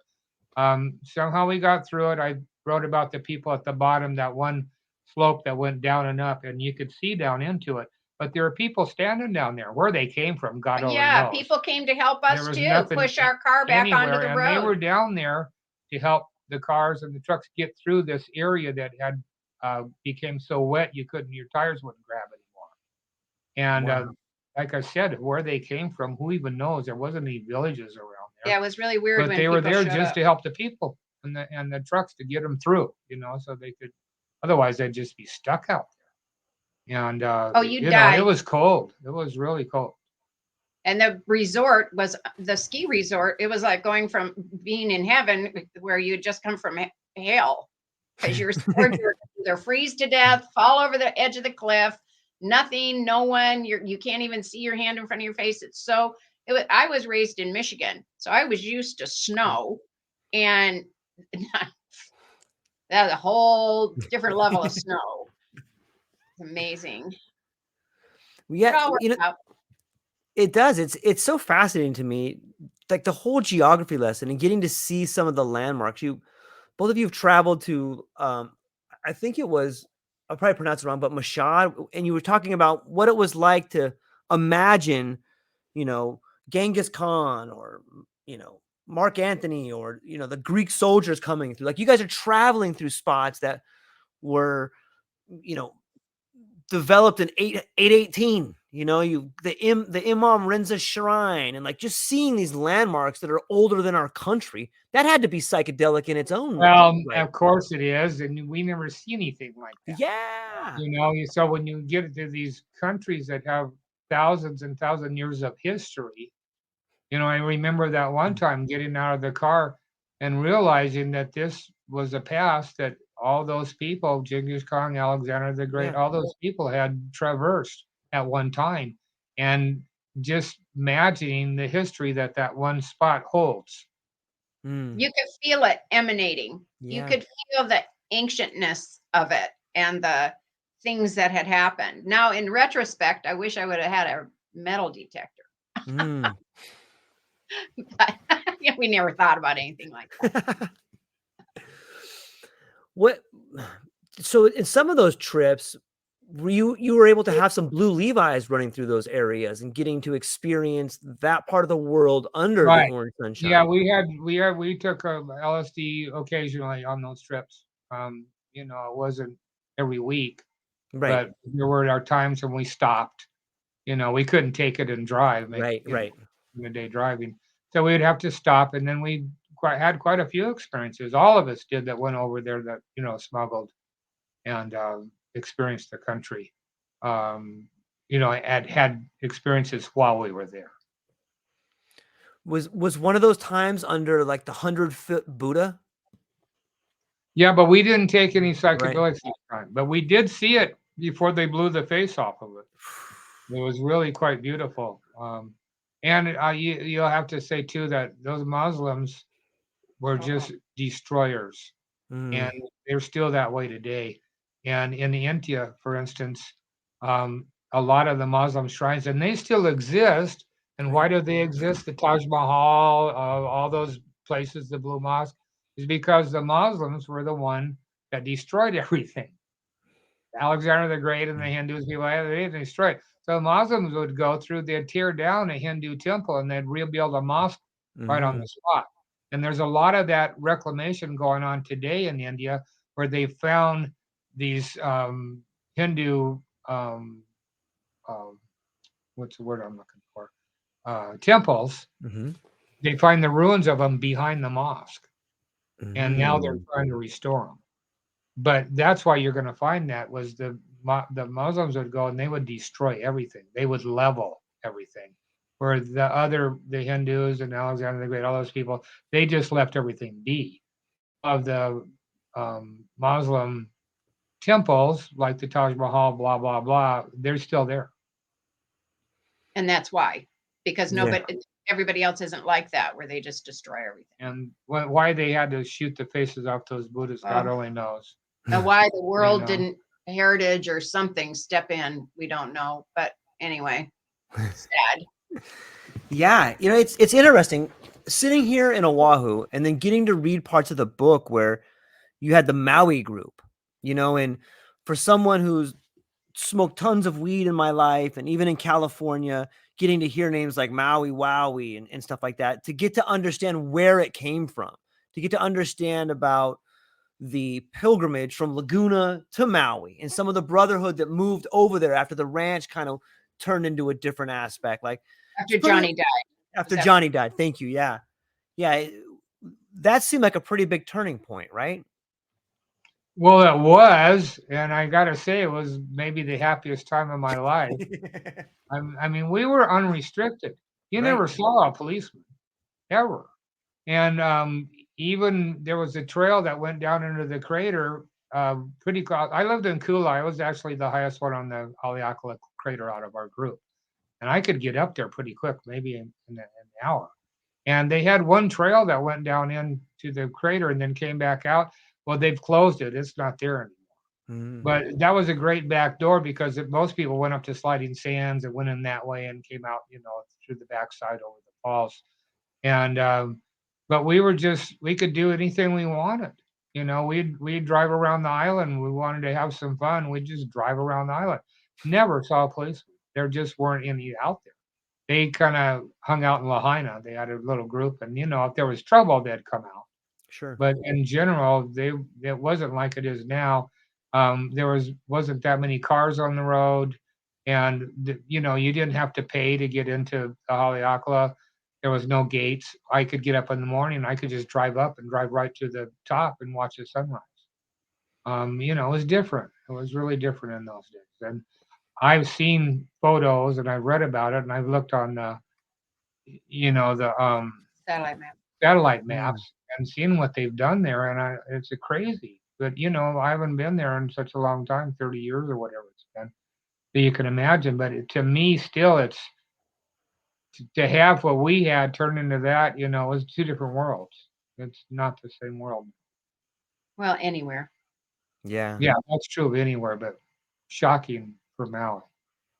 Yeah. If I often think how much of a millionaire you would be if you would have bought those acres of land on the peninsula.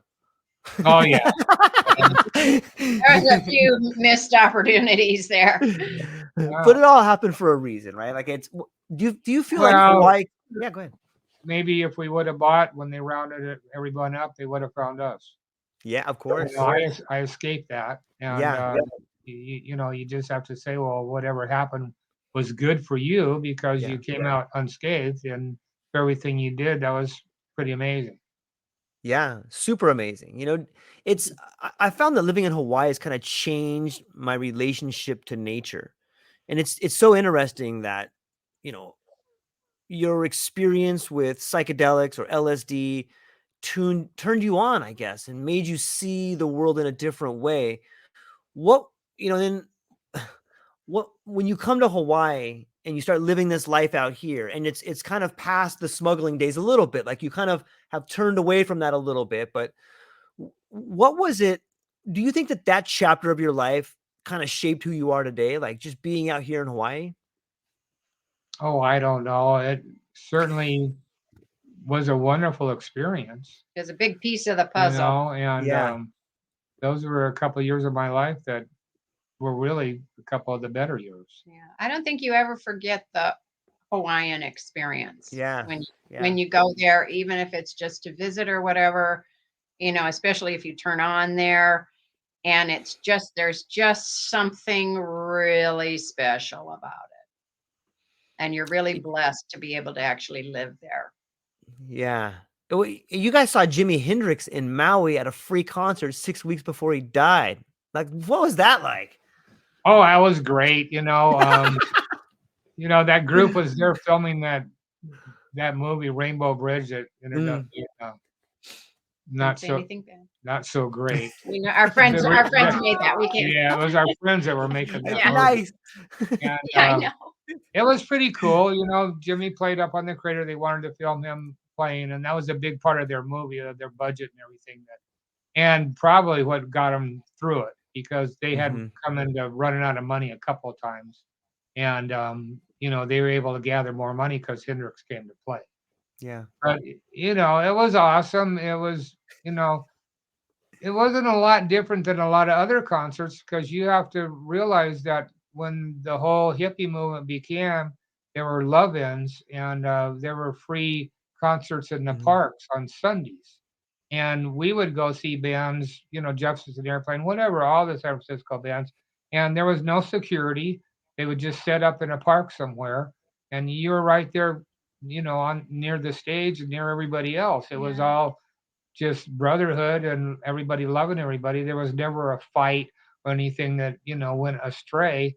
And this happened quite often. So we were used to being close to these famous bands. Well, they'd come right out down in the audience when they were on their break and stuff. Nobody ever, gathered around them or bothered them. They were always happy to talk to them, or hey man, great, I play guitar too, or whatever. You know what I mean? It's just like they mingled, and it never was a worry.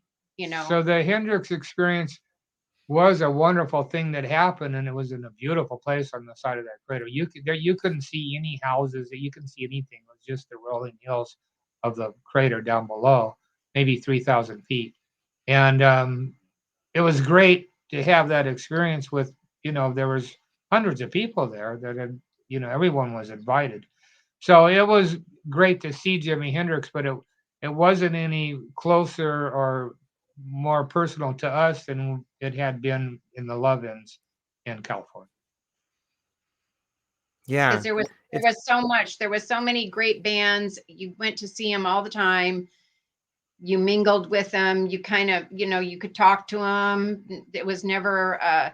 I lived in San Francisco, and I used to sew clothing and make leather goods, and I'd sell them on Haight Street, and a lot of times I wouldn't even get to the store where I was supposed to sell them all before they were already all sold, because people would see all these bags over my shoulder and they're like, oh my God, I got to have one of those. So I just basically deal them off before I even got there. But a lot of times it was to band members, and or they'd say, oh, wow, you do this. Well, we're making this vest for Hendrix. Can you help, us? Like that white vest he wore, the fringe was so heavy, it wouldn't stay. It kept falling, and so we'd had to put drapery weights in the front of it to keep it from so it was set right.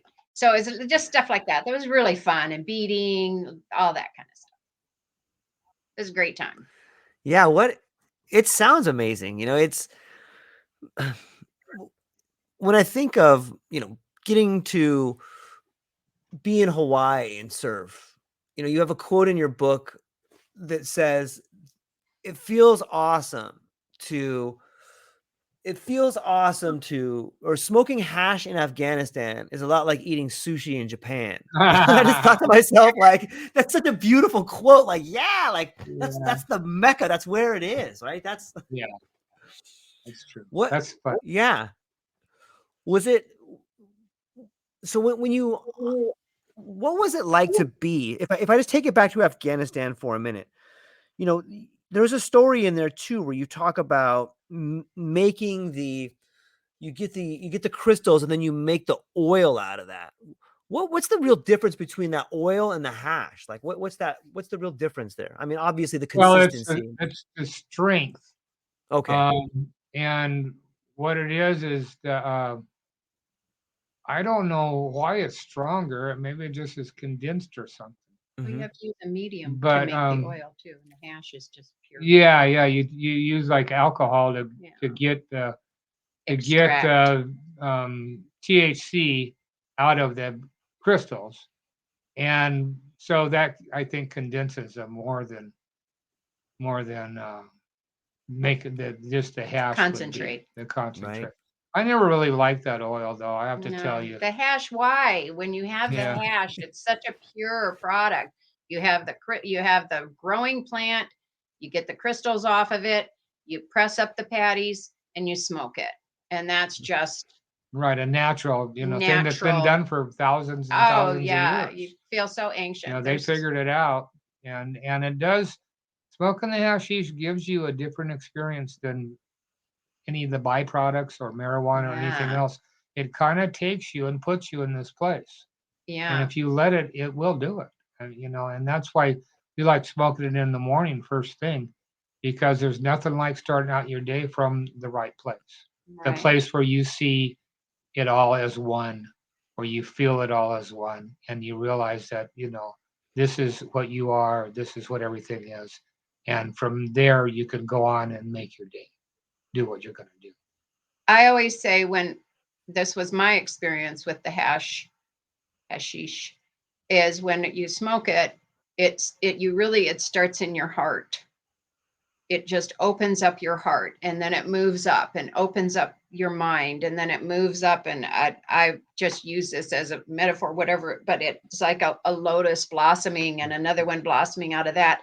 And I've always said, I don't think you ever come down from smoking hash. I think you just pick up where you left off, because it doesn't ever, it makes that time be here now.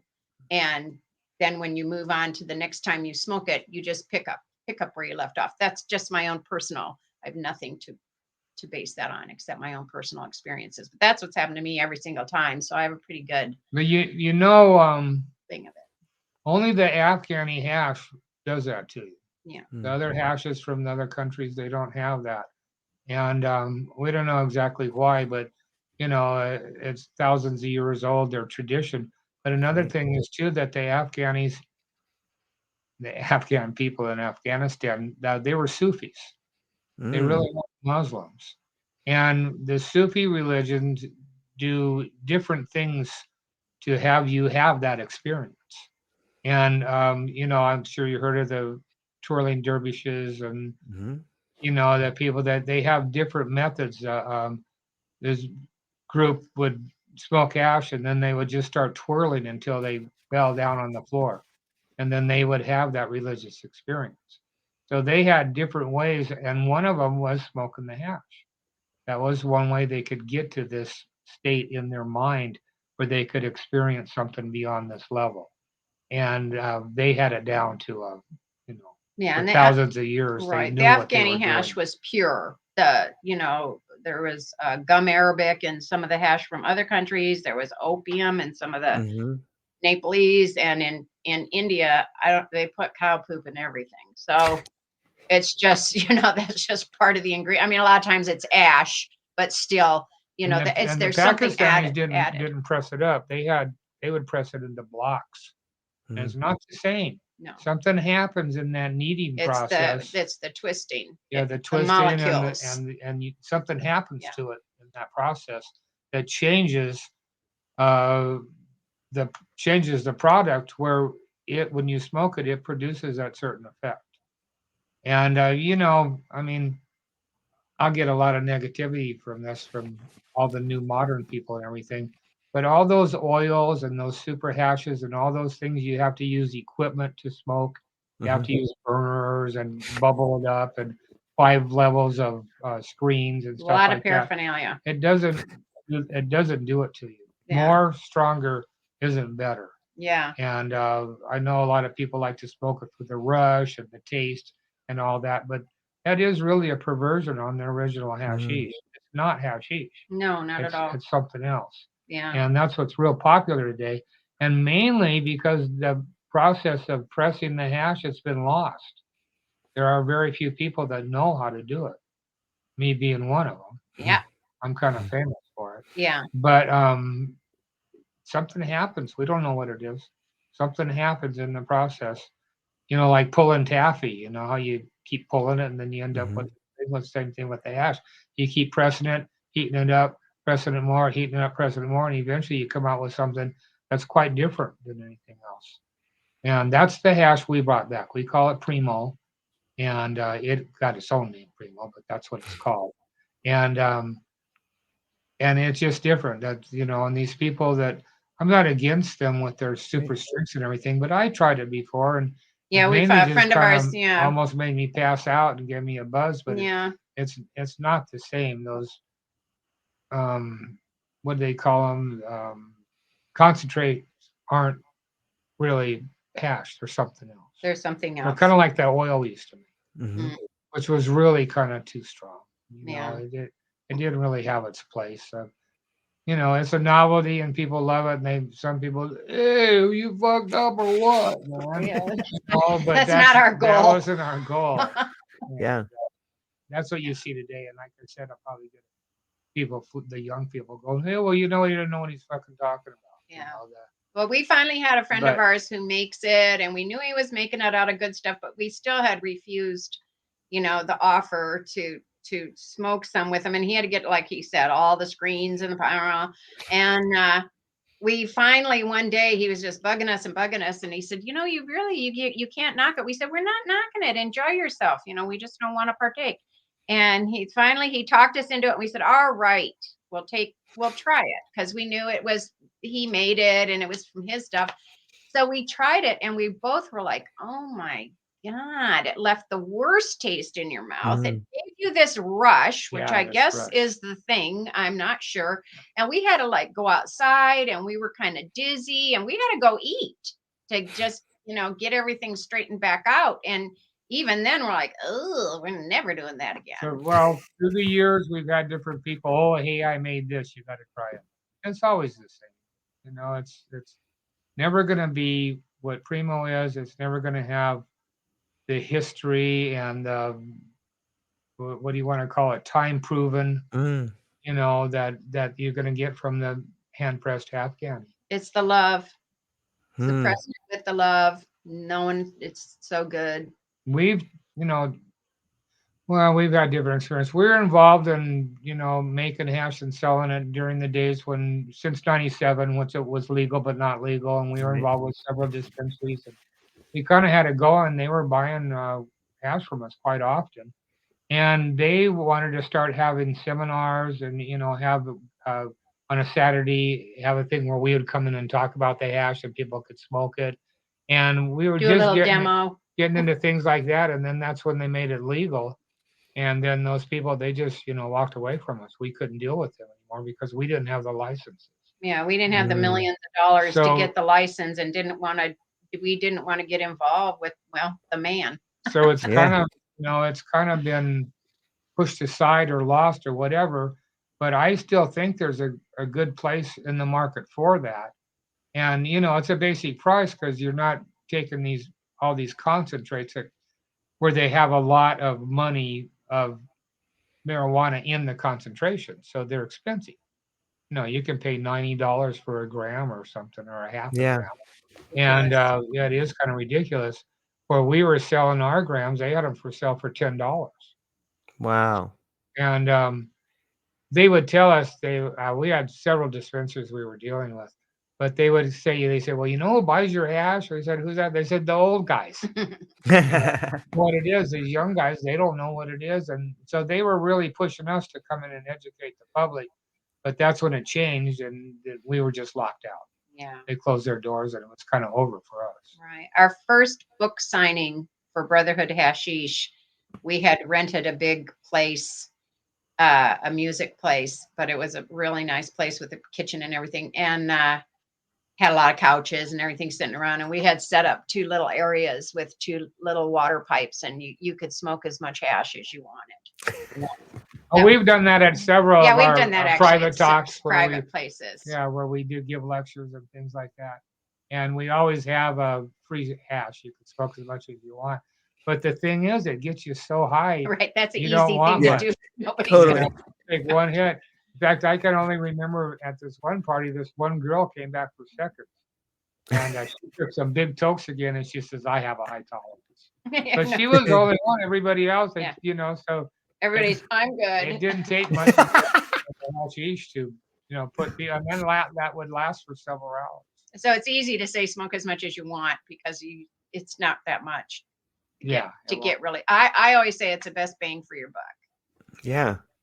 And we're still kind of wishing that we could educate the world on the hand pressed Afghani and what it does and everything, but we just haven't had that opportunity. We've had our feelers out, and we've got some people that have license and stuff, but they're just not interested in really going there. They don't feel they have a need for it.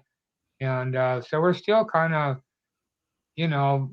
hoping that someone would come along that wants to promote it. Someone with some licenses where, we could get in there and make a bunch of it and actually put it on the market. Yeah, because for us to get a license to make it and sell it, it would be millions of dollars for us. It'd be cheap. We don't have that, and you're under the scrutiny of cameras in your house, and Hmm. it's just so ridiculous that we're just like, yeah, okay, we'll pass on that. Yeah. But I think it might come around eventually. Well, I don't see. I think without a doubt, without 100%, without a doubt, it's coming back around. And I think you bring up an incredible point that anybody can go out and get blasted on some shatter, some sort of new analog. Like anybody can do that, but you're losing the magic. When you lose the story, you lose the transformation. Like the story, like the same reason that the Brotherhood had the power of enlightenment is they had a story, they had a vision, and they had something that they were trying to do to make the world better. A little bit of shatter from some Fortune 500 company doesn't care about your transformation. They care about making money. And that shows in the product, because the product, whether it's orange sunshines, even though orange sunshines can be blue Levi's. I didn't know that. Thank you for sharing that with me. Or it's the hash that's made in a certain way. Like there's reasons and intention. More importantly, there's intention behind things that cause transformation in people. And I think that's coming back around. When we get off here, I'll tell you about some things that I think may be beneficial for that. But, it's fascinating to me because I do think that we have lost our way, and just rereading the book. I mean, coming back and reading the book, Brotherhood Hashish, it brings back the ideas of what the Brotherhood was trying to do. And I see the psychedelic renaissance beginning to play another wave, or the next track is getting ready to play. We're flipping the tape back over and putting inside 2 over here. But what the people are currently missing is the backstory. They need to talk to the people that kind of were in the first wave, that understood the love, that understood the message, and understood the shared sacrifice. And I think that's what you guys provide.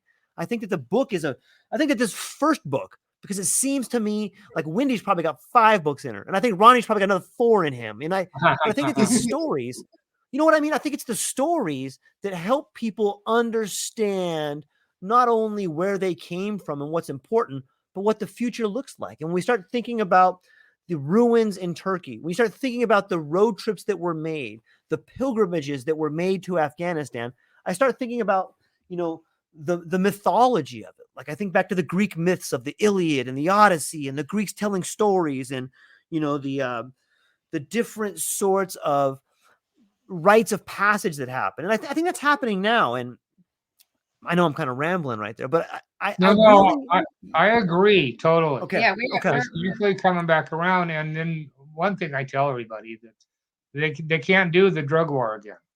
Right. They did it. It's over. That's it. That's all there is to it. They already admitted we you're won. seeing advances in a lot of it is in psychology and things like that. Because why? Therapy. Because doctors and scientists and stuff, they have credibility. Just for instance, we are of such value. I mean, if you really want to know about the psychedelic experience, who knows better than us?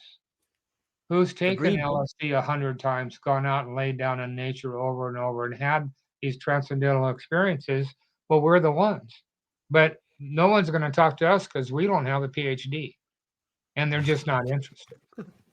And you find that all over. And the PhDs, on one hand, because they're able to make this happen because of their credibility, they can rent a place in Jamaica, and they can bring people in that have mental problems. I'm just not big ones, but whatever, anxieties and Trauma. things, and they can give them doses of mushrooms or whatever they happen to have, and guide them through an experience that should make their life change and be better. But the problem is that these doctors, they don't have the experience. They don't know how. They don't really know what's in there and how it all works. So they're there, blind, leading the blind, and they're actually causing, they're opening it up, where you see more and more of these retreats. You see them in Belize and Jamaica and Holland, and they're all over. But we don't feel they're being led properly for a spiritual understanding. They're mainly dealing with people that have some small mental problem, if you want to call it that. that they're addressing, and they're hoping to become a better person through the experiences. But just for instance, we saw one in Jamaica. We watched these group of people go down there, and there was like 6 of them, and they took these people, they had them there for a few days, go to the beach, loosen them up. They're in nature, they're in a different environment, so they're not familiar.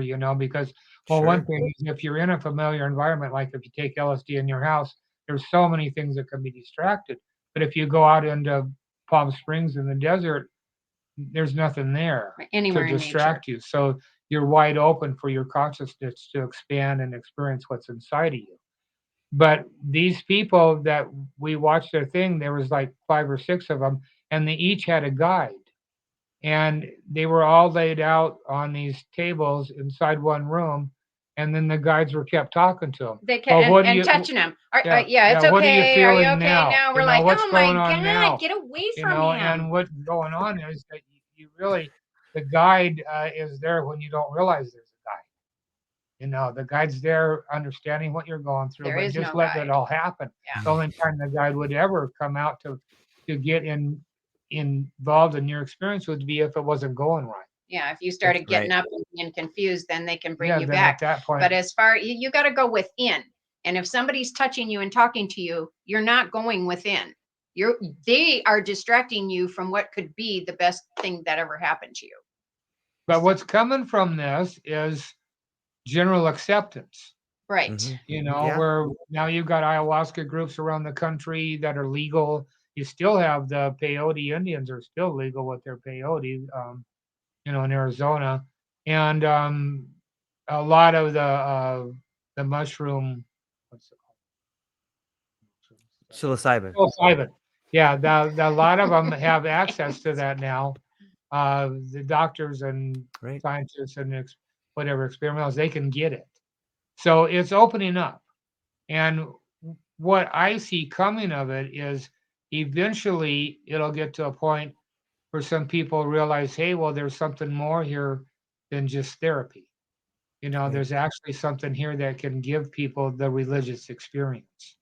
And I think at that point, you're going to see some of these places either expanding or changing, or more places, coming up where you could actually go there because you want to see more of the metaphysical realms and what's inside of you. You're not going there for therapy. So it's all moving forward, like you said, and I see it coming. It's just going to take a little while longer, before it's accepted. But you're seeing a lot of people talking about the psychedelic experience and religion and what it's done to them and what it's done to other people. And it's becoming more known and more popular. So I think, it won't be long before people break through and they actually have a place where you can come and have, the psychedelic experience for your religious advancement rather than, for therapy. Yeah. And platforms like yours are essential to get this message back out of going within. So you're doing a really great thing to just let people be educated by some people that know, and because we're dying off. Carol and I were just talking the other day about our projects and stuff, and we were joking that we really have a deadline. We're not going to be here. That's what we're having to okay, we're not going to finish that, so we're going to let that go. Let's try to get something done here. So it's great that you've provided a platform to educate people on what it really was about, and it still is about that. So it's important. So first off, thank you. I mean, I feel like I'm getting to sit at the feet of the masters and learn. And those stories need to be shared. You're right. Like we're all facing, different generations have different roles, they say.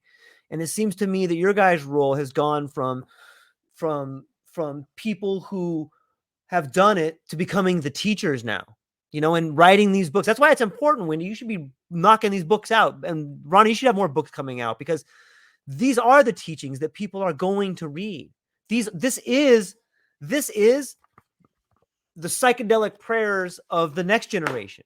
You know what I mean? When people can read that, they're going to have the similar experiences that you had when you got those papers from Johnny. Like it's the evolvement of it. And like that, I think that that's one of your guys' roles is like, look, now it's time to pass on that information so that the dream can continue. And I do think you're right when it comes to the idea of these centers being operated in a way. In some ways, a lot of these places in Costa Rica and whatnot are like the McDonald's of transformation. You go there, get your ayahuasca and a Big Mac and a Dr. Pepper, and you're out of there. You know, Yeah. it's you know, it's not really about seeing seeing all things manifest from one source. You know, it's not that experience in the same way. And yeah, I do love the idea of people that have had the experience of turning on other people, being pinned down after 5 doses of 333 milligrams. Like that's a whole nother experience, than being set up in the Hyatt in a third world country and then going down and having some crazy breakfast. And, and there's horror stories of people getting raped down there and, people not having the purest form of intention. And just when you make it about the money, you take away the spirituality out of it. And I see a lot of that happening. And I do think a lot of other people are seeing what you guys see. And that's why I know that your guys' role going forward is going to be probably bigger than you imagine. And how could it not be? If history is the best predictor of future behavior and you look at your guys' history, how could this next phase not even be bigger? Yeah. Oh boy. Okay. We're ready. I know you guys are. It's amazing to me to get to even sit down here and listen to it. Yeah. On some levels, I think that the same way Time Magazine and all these magazines tried to interfere with what the Brotherhood was doing, so too is the medical industry trying to interfere with what the spiritual nature is this time. And what I mean by that is that the magazines and the system tried to clamp down on the psychedelic movement. And it seems to me in today's world, they're almost weaponizing fragility. Like, oh, you guys got these mental problems. You got to have this. Like they're saying you can only use it this way. But that's not the right way. You know what I mean? Does that kind of make sense? Yeah. That's what we're seeing. Yeah, we see that. But we're hoping that will evolve into something bigger and better for man's consciousness. That out of that, somewhere along the line, they're going to give this guy a high dose of psilocybin, and all of a sudden he's going to turn into light, and the whole room's going to turn into light, and he's going to come back and say, God dang, you know what I just saw? And at that point, there may be some pursuance of that experience by other people. Yeah. That's what we keep thinking is going to happen. Accident. They're fooling around right now, but it's just a matter of time. Yeah. Or it's like a Trojan horse, right? Like let's bring in this medicine. They just freeze everybody. Rise.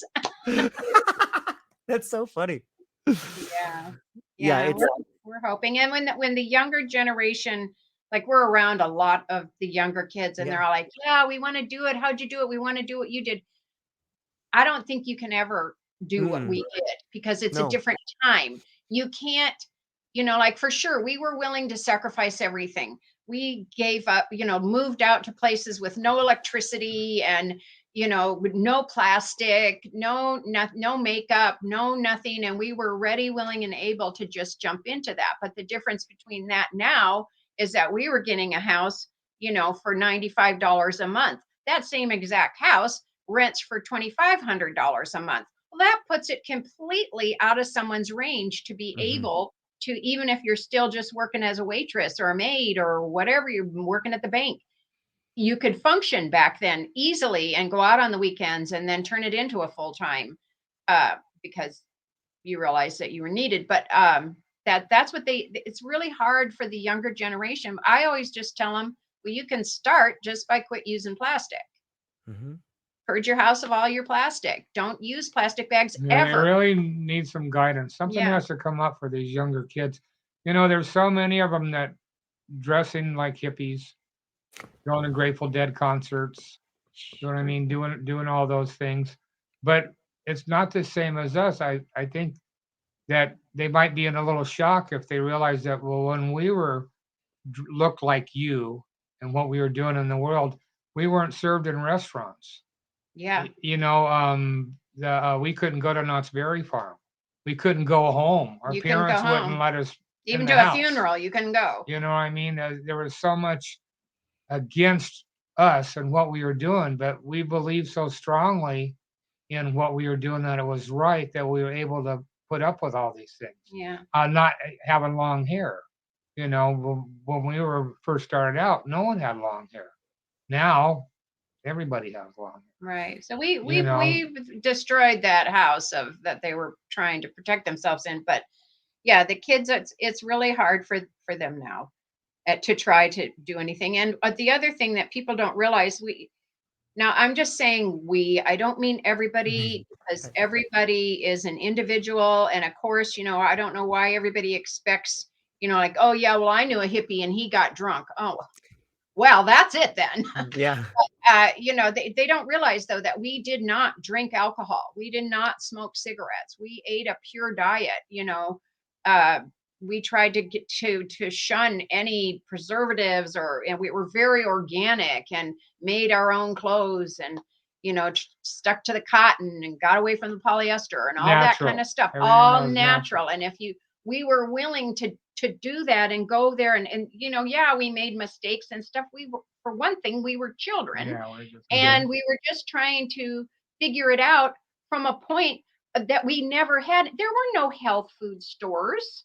There were diabetic stores. That was the closest thing you could get to a health food store if you wanted to buy a book about nutrition. Good luck, or find a diet that was vegetarian. If you wanted to teach a yoga class in the church, you're not going to do that here. Yeah.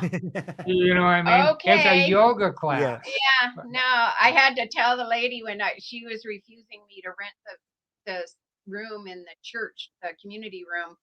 And she said, well, we have a religion. We don't do that here. I said, it's not a religion. I said, really, it's just stretching and exercising. And I said, it's a lot of breathing. I said, actually, you, by just breathing, are doing yoga. And there was such a silence. I think she was holding her breath. She'd rather die. But a lot of the things that are established now are rooted, in us, like the health food stores.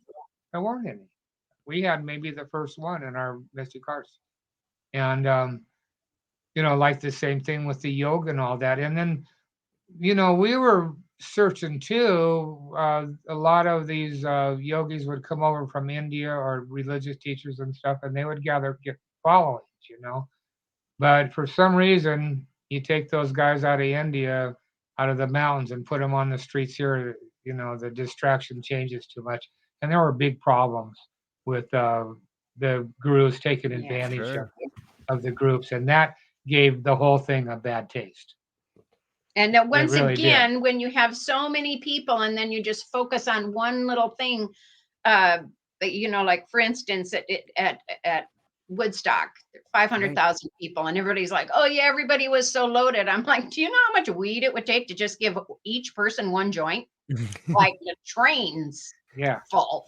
So it's like there really wasn't that. I mean, everything, the weed and the acid, everything was gone in like the first hour. So we had the rest of the 3 days. But that kind of was the peak that showed how people can be together and get along. Yeah. There were no bad incidents at all. Yeah. And that's just the way it was. You'd never see a fight or people yelling at each other, or drunk and being funny, because they didn't do that. You didn't do that. So you didn't have that element.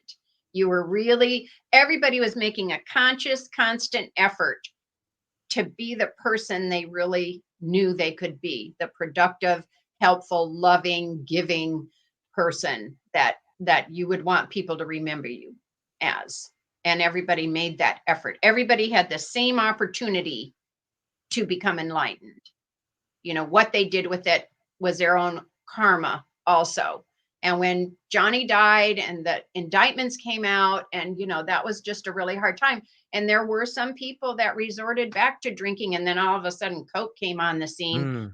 I remember one of my friends, because I was so against it, and they're like, oh, well, it's the new LSD. And I'm like, when was the last time you took LSD? Yeah. Yes, it is not. And I don't need to try it to see that it's wrong. You know, the other thing too was people's houses were always open. You could go anywhere and spend the night at someone's house. I mean, if you're like hitchhiking to Michigan or something, you know, maybe in the afternoon some hippies would come by and pick you up, and they'd take you home. Yeah, and that feed happened. you, It and happened you slept there. yeah. And all of our friends, you know, that lived anywhere, you could go there anytime. You wanted to go spend the night, you had a friend in Hawaii, you just show up. You don't have to make arrangements. Say, I'm coming and visiting for a week. You just show up, and they, you know, our houses were always open. It was never a to our problem. friends. It was never a problem. And you know, a lot different than today. And you know, I know it's more organized today and everything, but I'm just saying the love and that was extended to everybody, and the camaraderie, and just the general consciousness at time was supportive and helpful and loving. Yeah, and we didn't have our parents. We didn't have anything to fall back on because we had already burned that bridge. And that was kind of scary. It's really the first time in history that a whole generation of parents turned on a whole generation of their own children, which is a little bit shocking when you look back on it. Because there were kids that we would have to take into the communes that had gotten these electric shock treatments, and you know, because they thought they dabbled in being a hippie, and bam, they're in there, and then we've got to deal with it because their parents won't take them back even after they destroyed them. So it was a lot to deal with for children. Luckily, we had a lot to give, and it's amazing how much human beings have to give once they open that floodgate. It's a never ending, it's a bottomless well of love that is available in every human being. Yeah, it kind of reminds me of the hash. You know, when your system is running on elements that are pure, you tend to live a more pure lifestyle. Right? It's interesting to think about that. From if you have pure LSD or if you have pure hash, what you manifest after that particular trip seems to be a little bit more pure, whether it's trying to live a more pure form of life. And then you look at some of these analog drugs like meth, or, you know, some of these opiates that are happening today, and you look at the way society is running. You could argue that a society functions the way its drugs do. And if you have pure drugs, whether it's, you know, LSD, caffeine, coke, chocolate, like coca, not the cocaine, but like coca, you know, all these different drugs that are pure that come from the earth. If we're running on that system, life seems to be a lot better. You know, right? And when you talk about being in Woodstock and being around this large group of people that were just trying to become the best versions of themselves, that seems like good advice for the generation coming up. If they look at what you guys did and want to do it, maybe they can never go to Afghanistan and run hash, but they can try to live a pure lifestyle. Maybe it's the message of the Brotherhood that they can carry on, right? Right. Oh, that's what we're hoping. That's what we're hoping. Yeah. We are. And there's some really great kids out there. Sure. Really talented artists, yeah. Really talented musicians, and they're doing really well. They're like the little ember that's not going out. You know, it's the eternal ember, and they're really making a difference. But then a lot of them live at home. You know, I think this generation of parents decided they didn't want their kids to all become hippies, so they're going to support them and really almost make them codependent in order to keep them from drifting off, which is fine. You know, I'm fine. That's wonderful. You can go home to your brother's wedding. We couldn't. Right. You know, you can go to your uncle's funeral. We couldn't, you know, or your grandmother's funeral. That we weren't welcome. You couldn't go. It was out of the question. And people don't realize how hardcore, that tough love was just ignorant, you know. And the other thing about drugs, I always call LSD and mushrooms and psilocybin, or, you know, peyote and stuff. That's sacrament. It's sacrament. And I say hippies are actually the only people I knew that didn't take drugs. You know? So for being tagged drug addicts, we weren't at all. We were very, very anti-drugs, and there was no coke or heroin or anything. I never even saw that stuff. So, you know. Yeah, I've never seen heroin. Yeah. Yeah. So it's hard. Yeah, it's in some ways it's so necessary though. What do you think is the like if you were going to distill the message of the Brotherhood down, what would it be? Just love everybody. Yeah, it's all about the love. That's Love all. is something that exists. Yeah. It's a vibration. Yeah. And it does actually exist. Love, forgive, let go. Be here now actually is the main thing. Let go of all your past. It's the past. Don't worry about the future. If you draw all that energy that you spend, victimizing yourself because of your past or being scared about your future, you can bring all that energy into this moment right now. It's endless. You've got it. You have tapped into the well, and not worry about those things. Just be here now. So that be here now thing is still very relevant. Yeah. Yeah, I once heard that depression is being trapped in the past and anxiety is being trapped in the future. There you But go. right, all you really have is this moment. And we are. I know for myself, I get caught in the trap sometimes of like, oh, I might not have enough in the future. I got to do this thing, but it's such a trap because you can't control any of that, right? No, can't control any of it. And what happens. And I mean, I hate to use us for an example, but we had the most wonderful relationship with our children. And then all of a sudden they come and they say they're dead. Well, that's over. Everything that was wonderful and great in your life is over. So at that point, what do you turn to? And the only thing you can do is be here now and accept what happened and move on. It's all your own karma. and that's just kind of the way it is. They always say that you go along and then somehow something turns your mind to the religion. Something turns your mind to the energy and the pureness that is there. And what that is, we don't really know. It just comes along. But that's what I see a biggie right now is they really need some centers of people aspiring to have some understanding about the metaphysical and what's really going on. And that's kind of what's missing today. And you have your pockets, you'll have your teachers here and there, but there isn't a big mass movement towards that. And that's what I see. The main thing is something needs to turn these people's minds towards something that's beyond their mind. And there's massive groups of people out there ready for that.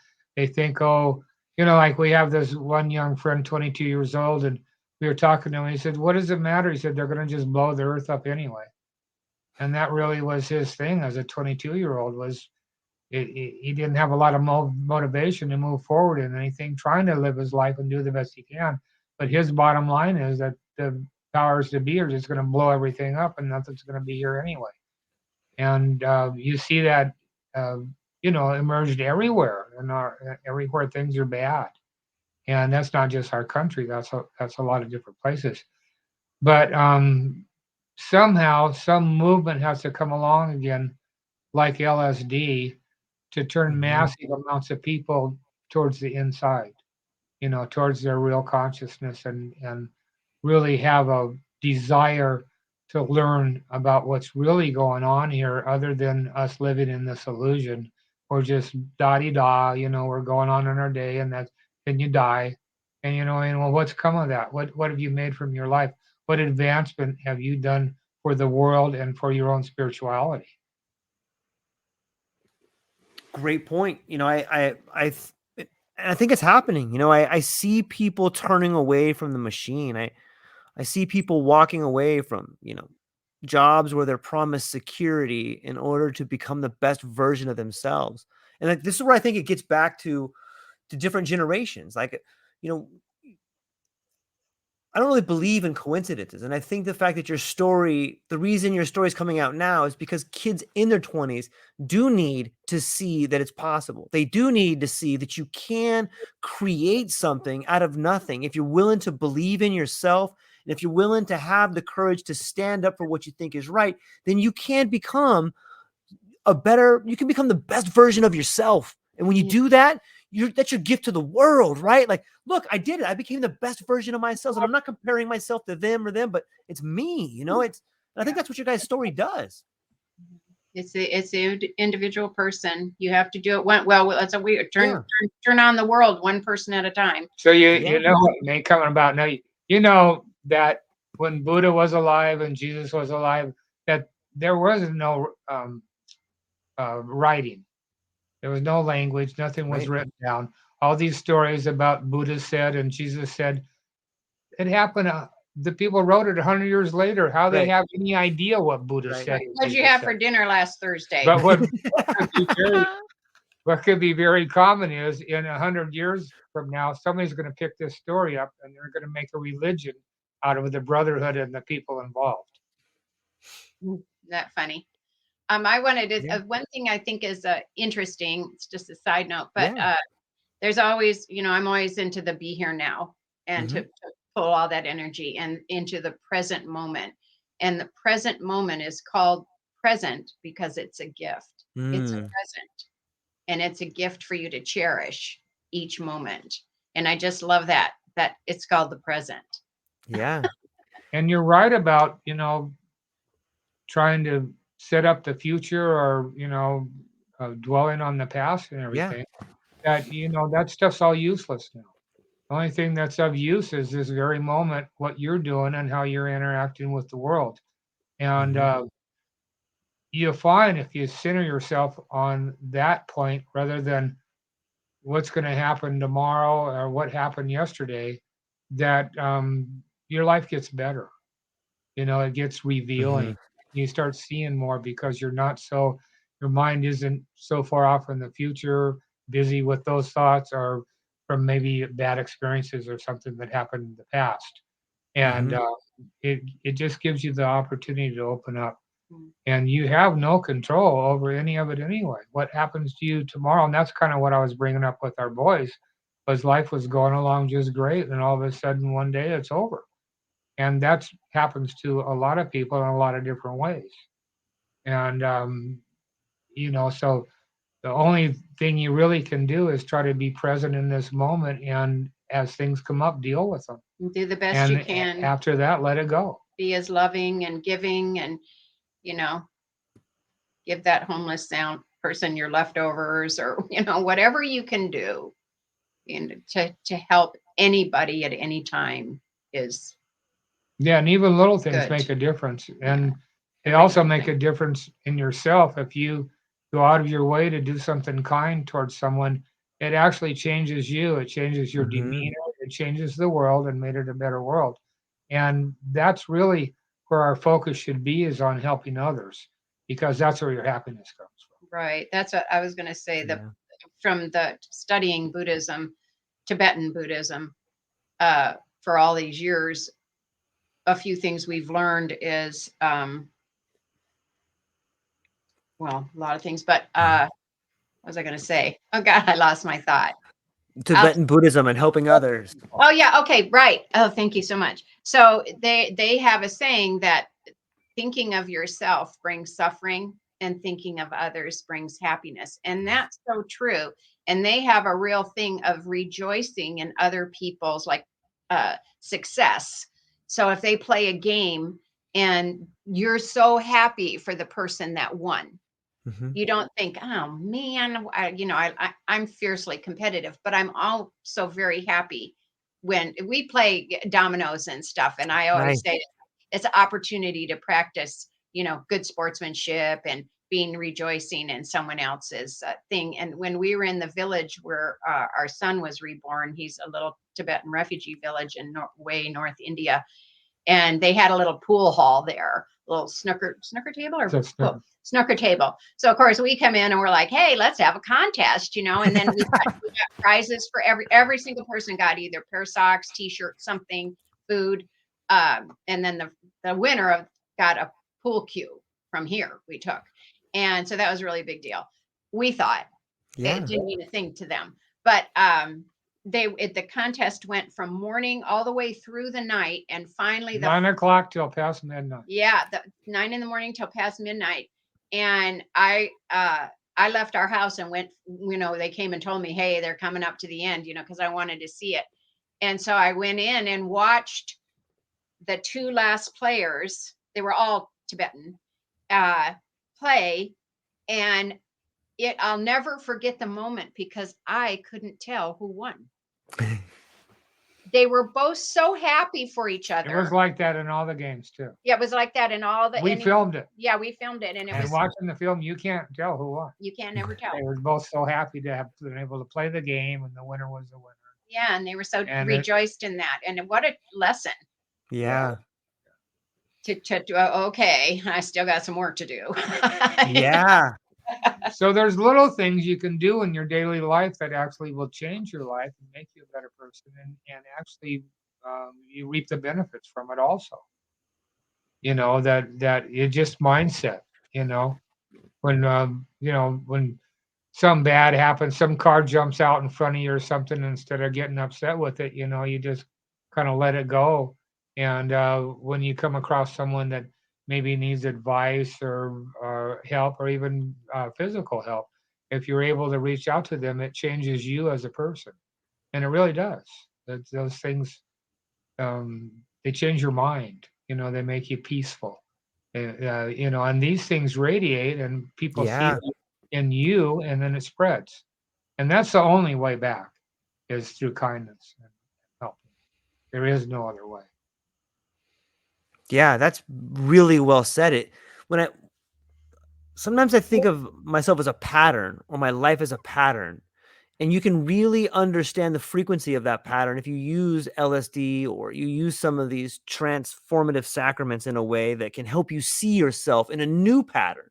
And that pattern can become contagious, right? Because if you have a pattern of kindness, all of a sudden that what you put out radiates back to you.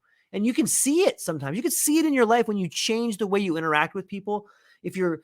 I've spent a big part of my life being an asshole sometimes. When I look back, I have to laugh, and I'm like, what a dummy I was. I was bringing it all on myself, just doing what I was doing, but sometimes I think you have to go through that in order to see that pattern. Yeah. Right.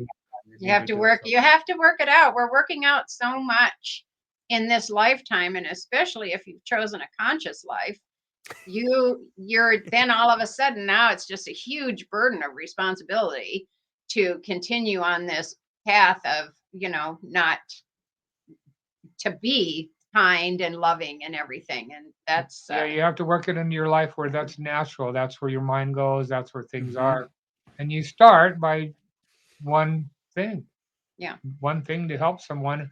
You'll see it, and then you realize it, and you go from there. And everyone can see, like, the guys on the phone at the stop sign, and you're honking at him, what the fuck? What are you doing? Yeah. And you can tell from right there that that's not good. Well, that's not good for you. We always feel sorry for them, because now they have created karma with all those people that they made wait. And my thing with karma is, of course, we come in with all our karma, and the kind of bummer is you never know when it's going to ripen. So it can just blindside you at any moment. But like with our boys or whatever. And my thing is, realize it's your karma. Realize that there is no fault. It's all your own fault. It's your karma. If you were involved in it, that is your karma. How you deal with that is going to directly affect your karma in the next moment. So be careful. Work out your karma. Don't create more. If you want to really unpack and get out of this life as the cleanest slate as you can possibly have. And without, you're for sure, we've had millions and millions of years of accumulating our karma. And now we all of a sudden realize we got to work it out. But that people hate that, well, it's your karma. No, why me? You can never say, lucky you. And I used to tell the kids that no matter how bad things got, it's always good because you work that karma out. And I have to say, when they died, I was down there standing, looking at the whatever, not going into details, but realizing, how's this working out for you? This is, what you preached your whole life. And now it's just like slammed you so hard. And I had to realize that, okay, we all had that karma to have that happen to all of us. it happened to them and it happened to us. And now we have to go forward and do the best we can to accept that and know that we all had that karma to work out. And now that is worked out. And what are we going to do now? Well, my plan was to go find them and help them and love them some more. So we did that's that. what we did. Yeah, the next 20 years. And thank God it all worked out so beautifully. And they're so happy. There's the Mother's Day, Father's Day, birthday, or when they need to talk to us or whatever, it's they call us, and it's heartwarming. Yeah, it's wrestling with the why me. You can wrestle with that one forever. Yeah. Because it's an illusion to be shattered. The best thing is just to accept whatever's happened and then move on. Deal with what you can with what you've got and move on. The getting stuck anywhere isn't a good thing, but the why me thing is a total misunderstanding. The why you is because that's what your life is. That's what you created in the past, and now it's ripened and you're experiencing it, but you don't want to experience it again. Yeah. So the best thing to do is let it go, forgive everyone, and find that kindness in yourself and manifest it. Make an effort. Do something for somebody. Doesn't matter who, relative, whatever. Do something kind that consciously that you do to help them in their life, and you will actually change. You change into becoming a better person. Yeah, it's whenever you're struck by a tragedy that no one should go through, it's a moment where you have an opportunity to not let that happen again. It's really hard though, because you're so overwhelmed with emotion and you fall into the trap of why me, or there's no God. You just fall into all these traps but what those traps do is they trap you in the same pattern. And if you get trapped, you're going to repeat it again. So it seems to me like the biggest tragedies, I know this is hard to think about, and when it took me a long time when I lost my son, years to come to the idea that this thing that happened to me, this worst tragedy of my life, became one of the greatest learning experiences. And I'm fortunate to have had that happen to me, because I was able to find a way to make it help me become whole. And I never would have become whole had I not had that tragedy. And I get goosebumps thinking and talking about it, but I share it because I want anyone who's ever in a situation where they feel overwhelmed, whether it's a parent dying, a child dying, a sibling dying, or whether it's losing your house or getting a divorce, whatever the tragedy is in your life, take a moment to be thankful that it happened to you. I know that sounds crazy, but if you just take a moment to feel that, it'll something will grow inside of you, right? Mm-hmm. Yeah. That's wise words. What did you use? It seems like, and this is another point where we can talk about maybe LSD or even hashish. These particular sacraments allow you to take a break from the tragedy and see it from a different perspective. Did you find that to be the case? Yes. Yeah, well, you went with our thing also was you have to think about the person who died. And, there's already so much, they've found that when you die, be careful what you say around that dead person. They can still hear you. And so you want to be careful with that. And then you want to just, like the Tibetans read them through the bardos. There's special prayers, and there's prayers that tell you, oh, nobly born, whoever they are, you've died. Because so often, like the movie Ghost, that was the greatest movie about what really happens. He got shot and died, but he was still chasing after the guy who stole his wife's purse. And then he came back and he was like, wait, what's going on?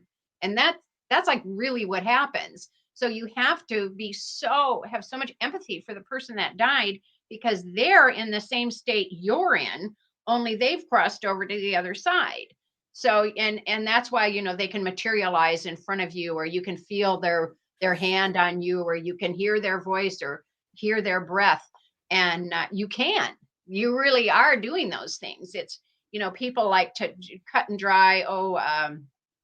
what's the word everybody says you have to do after somebody dies? You have to, process it or whatever and get over it. You're not ever going to get over it. There is no processing. And, so easy to say, I guess, but if you're really going through it, then you get a whole new perspective on it. And now you can say, I know how you feel, because you do know how you feel. If it doesn't really happen to you as a human being, you can't generate that kind of level of empathy for another person in that type of a trauma, and be really able to help where now you can. And that's sad. But it's the other thing. The Buddha has a story. This lady lost her baby. She brought him to the Buddha because he can bring him back to life. And he said, okay, I'll do that, but you have to take these mustard seed and go to every house. And if you find someone who has not experienced death in their family, come back to me and I'll bring your kid back to life. Well, they couldn't. Every family had experienced a tragedy like that. So that made her realize it wasn't just all about her, that this is what happens. And then you have to go back into the karma of that was their karma and your karma. And a lot of times I think especially when children die as infants, that was just like, that was their role. That was what they were supposed to do. That was your karma with them. They were going to come and give you the biggest gift and teach you the biggest lesson of impermanence. And then you have to realize that, and you have to go with that, and you have to do the best you can. And that will change the path you're on. You will meditate more. You will pray more, and become a better person because of that experience. And that's what you have to take from those kind of things. And you don't want to also miss when they come to visit you. You're so grief stricken. You can't, like when we were looking for our boy in India, we went there the one time for 6 weeks, and we went to orphanages and schools and monasteries and everything. And we didn't find him. And then we came back and we told the one Lama, and he said, well, let's see, and he told us, well, he was there. You didn't see him because you're so obscured in your own thing. And we didn't even think we were. We thought we were really, there. Well, that was illusion.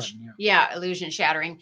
And then he did give us this 100-syllable chant that we had to do. And he said, it's just like looking in the mirror. There's nothing wrong with the mirror. You can't see your reflection because the mirror's dirty. You got to clean the mirror, and then you can see your reflection again. So this 100-syllable mantra, I had to do 100,000 times. And I swear when I pulled that last bead over, we found him. So you just have to keep You're going to find that story real interesting. Yeah. It's crazy. I already do. It's crazy how it evolved from one thing to another to another. Yeah, that was it still is a ride. Yeah. But at least go ahead. No, I was just saying, like, it brings, as we're talking about cycles of life, it brings back the idea that we were speaking about earlier about the 22-year-old kid who was saying things like, what's it matter? We're all going to die. We're going to blow up the planet anyway. Right. And on some level, like, that brings me a lot of joy because he's already being molded to understand, don't worry about the future. Like, that's a hard lesson, but he's like, and I think that whole generation is being force-fed this, you're all going to die. You're all going to die. But what better way to wake them up to say, hey, don't worry about the future. Worry about right now. Yeah. But that don't, and that's just something I caught from listening to your story. And in some ways, it's so poetic to me because we're talking about 3 generations from your guys' generation to mine to the next generation. And we're like this bridge. Here you guys are providing the story. Here we are on the platform interpreting it. And then it can go right to that next generation to be like, oh, maybe this is the pattern here, and it just, I don't know. It brings me a lot of joy to think about it. Oh, good. Yeah, it's true. Thank you for sharing that. Yeah. Brought it into perspective. Yeah. I'm going to have you guys back. Like, I feel like we've covered so much. Like, I think that, like, I've only covered to here in the book so far. I'm only on, let me talk about this. Airplane scam from Karachi. You know what I Whatever. mean? Like, Oh God. My buddy that I sent over there, he just died a week ago. oh, And well, we went to his, gathering and stuff. And his wife, that was the wife at that time, was there. He had had a few wives during their life, but this one he had a couple of daughters with, and she was actually the young girl. She was only 16 when she got with him. So she wanted to talk about it. So we talked about everything. But she was the one that I actually gave the money to send over there to get him out. But what do you want to know about? You want to know the story? yes, please. Okay. So this one friend of ours that we're still in contact with, actually, Wendy went to Holland with him and Morocco, and he was with her when they sold all that LSD.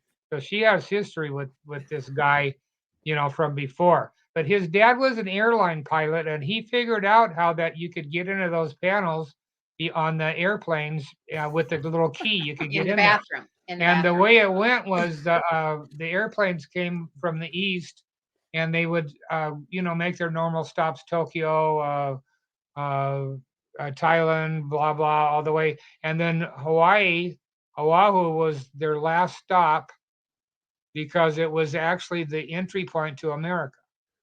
So when you got to Hawaii, you had to clear customs, even if your plane was going on to LA, and that's where you were going. So they took everything off the plane.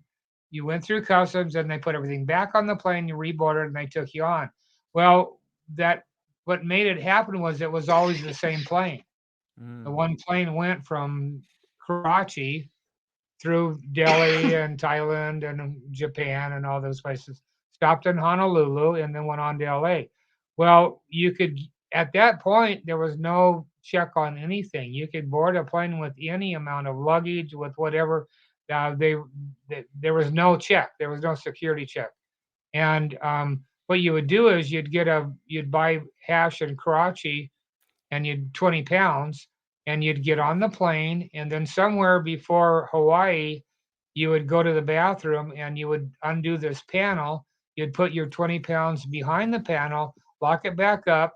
You'd get off, go through customs, and then on your way to LA, you'd go back in the bathroom with your luggage, take the hash out and put in your luggage. And when you got to LA, you could just walk away.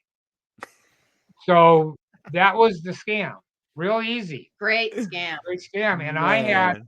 I had the connection in Hawaii, in Karachi, and I knew I'd been there a few times before. I knew the hotels and blah, blah, blah. So I got these two guys, and I told them, look, here's what you do. And I told them everything. You go to this hotel, you talk to no one. Then sometime, and next day you walk to this place in town, and that's the connection. And you'll be able to buy 20 pounds from them. And I said, and you buy that, you go back to your hotel room, you still don't talk to anyone, and you don't leave the hotel. And then when the day comes 3 days later to get on the flight, you just take your hash. And I gave them the tool and told them how to do it. Well, the story goes. And never talk to the cab driver. They got in the car, they got in the taxi, and the taxi man said, oh, you know what do you want? I have hashish. And they said, oh, yeah, we want hashish. So the guy said, well, I can deliver it to you. So they went to the hotel. The guy brought him the 20 pounds. They paid him. And they told him, well, I'll take you to the airport. So he came back in the morning and got him and took him to the airport. And as soon as they stepped out of the taxi, they were arrested. And that's because the taxi driver was in cahoots with the police and everyone else. And they had not done what I told them. And they were sitting ducks. At that point, they were in jail. But their jail in Pakistan, the jails were so bad, they actually had them in a hotel room. Because they couldn't take these young kids and put them in jail. And I sent the money over, and sure enough, a couple of days later, they showed up in LA, of course, without the hash or anything. But it was strictly because they went over there and were just stupid. Yeah. I have to tell you, though, what else happened was one time a guy was doing the scam, and they changed planes in Honolulu. Yeah, they changed airplane. So his hash was in this airplane somewhere else. So when he got to California, there was no hash there. But this one guy, his dad was an airline pilot, and he was able to chase down that airplane.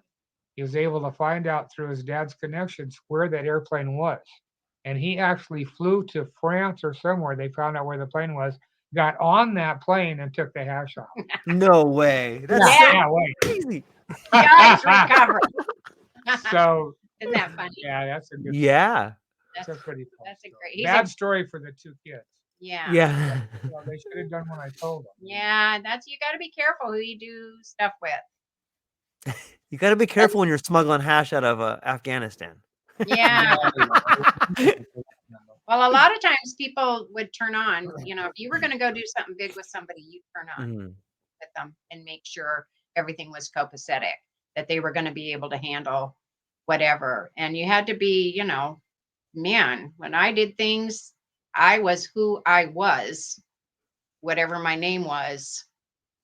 That's who you were. Your suitcase was packed with, Nordstrom's nightie and clothes, and you wore stockings, and you whoever you were being personifying at the time, and that's who you were from beginning to end. And when we were doing our thing, we ran into some other people in Iran in the bathroom. I walk in the bathroom and I see this girl crying, but I can't see who she is. It's just a girl for what I think. And she's over there crying and crying. And I just felt so bad. And I'm like, well, maybe I could just get her a glass of water or something, And I say, are you okay? She turns around. She's my girlfriend from Laguna. Whoa. I know. So I'm like, oh my God. And she had a falling out with the person she was traveling with. And it was just this nightmare and everything. And I'm like, oh my God. So we spent quite a while crying, and her crying and me comforting her and giving her whatever advice to just get, finish the scam, get home, get your money and go. And but I told her, I said, when we go out in the restaurant, I don't know you. Do not come to our table, and you go tell your friend, if he hasn't already seen the person I'm with, don't talk to us.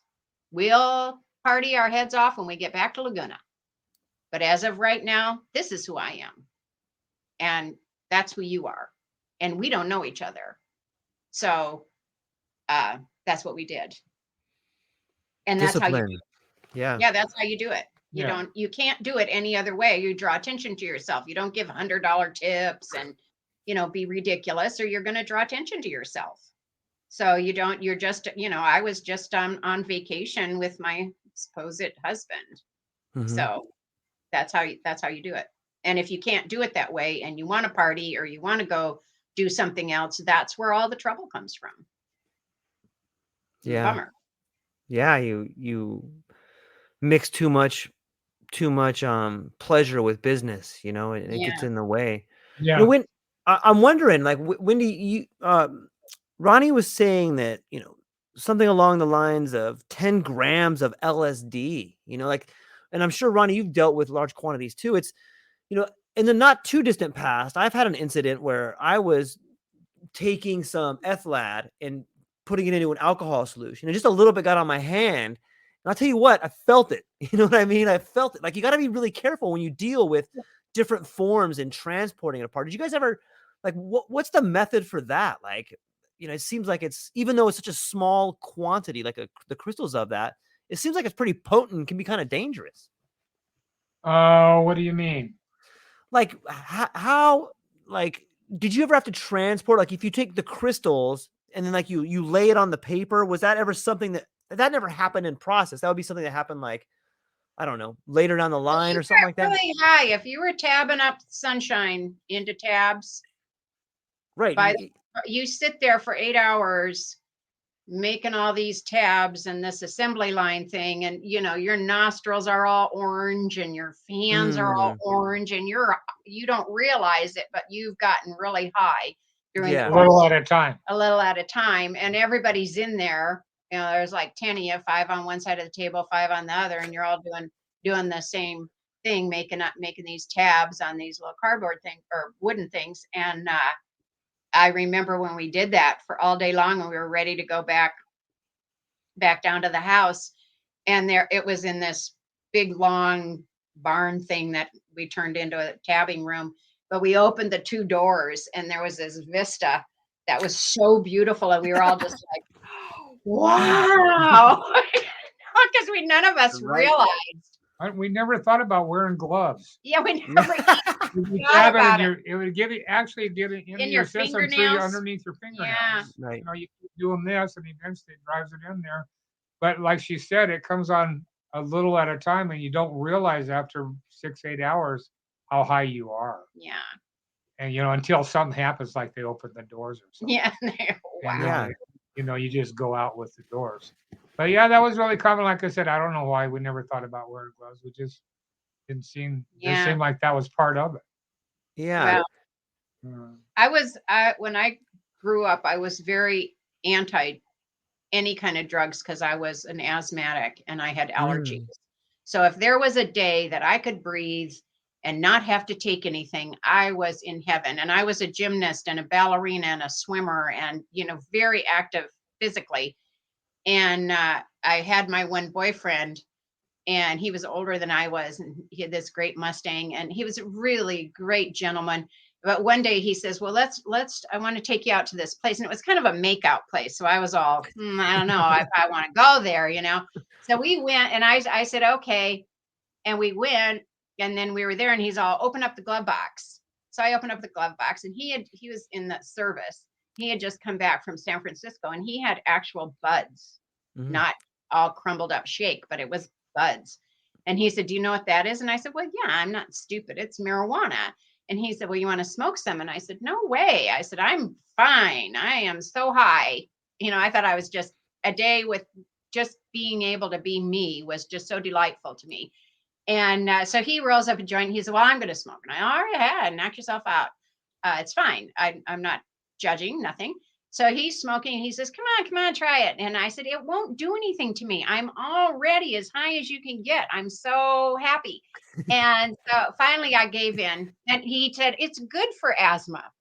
So, which some people say, I don't know, that's debatable. But anyway, so I started smoking with him, and that was the first time I had ever smoked. And so we smoked like 3 joints, and he was just wasted. And he's like looking at me, and he's all, oh my God, I can't believe it that this isn't affecting you. And I said, I feel really good. I don't know how much better I can feel. And he said, well, let's get out and take a walk. And, Mustangs have these giant doors. And I opened up the door, and we were in the middle of the forest. That's where this path was. And oh my God, the smell of the pine trees and the earth and the mushrooms that were growing on the ground, and the night air and the stars. I was just like, oh my God, this is so beautiful. You're right. And he's like, oh, thank God. And we just sat on the hood of his car looking at the stars, and he knew all about astronomy. So that was really fun. And we had a great time, and he took me home, and then I wanted to smoke marijuana after that. I thought it was a really good thing. So anyway, that's just funny. Yeah, no way. It speaks volumes of the power of cannabis and just the way in which it can change our state of mind. It's amazing how those stories stay with us forever, and those are transformative stories. And it's not only it's your relationship with the earth in a way. It's your relationship with cannabis. It's fascinating to think about. Yeah. LSD is a gateway drug. Yeah. I took LSD before I smoked marijuana. Did you? What is your take on the two of them together? I know that when I was younger, I would always smoke a little bit towards the end of it, and that would kind of bring about another sort of wave. What's your? That's good, but the marijuana isn't pure like the hash. Yeah. There's a lot of physical there.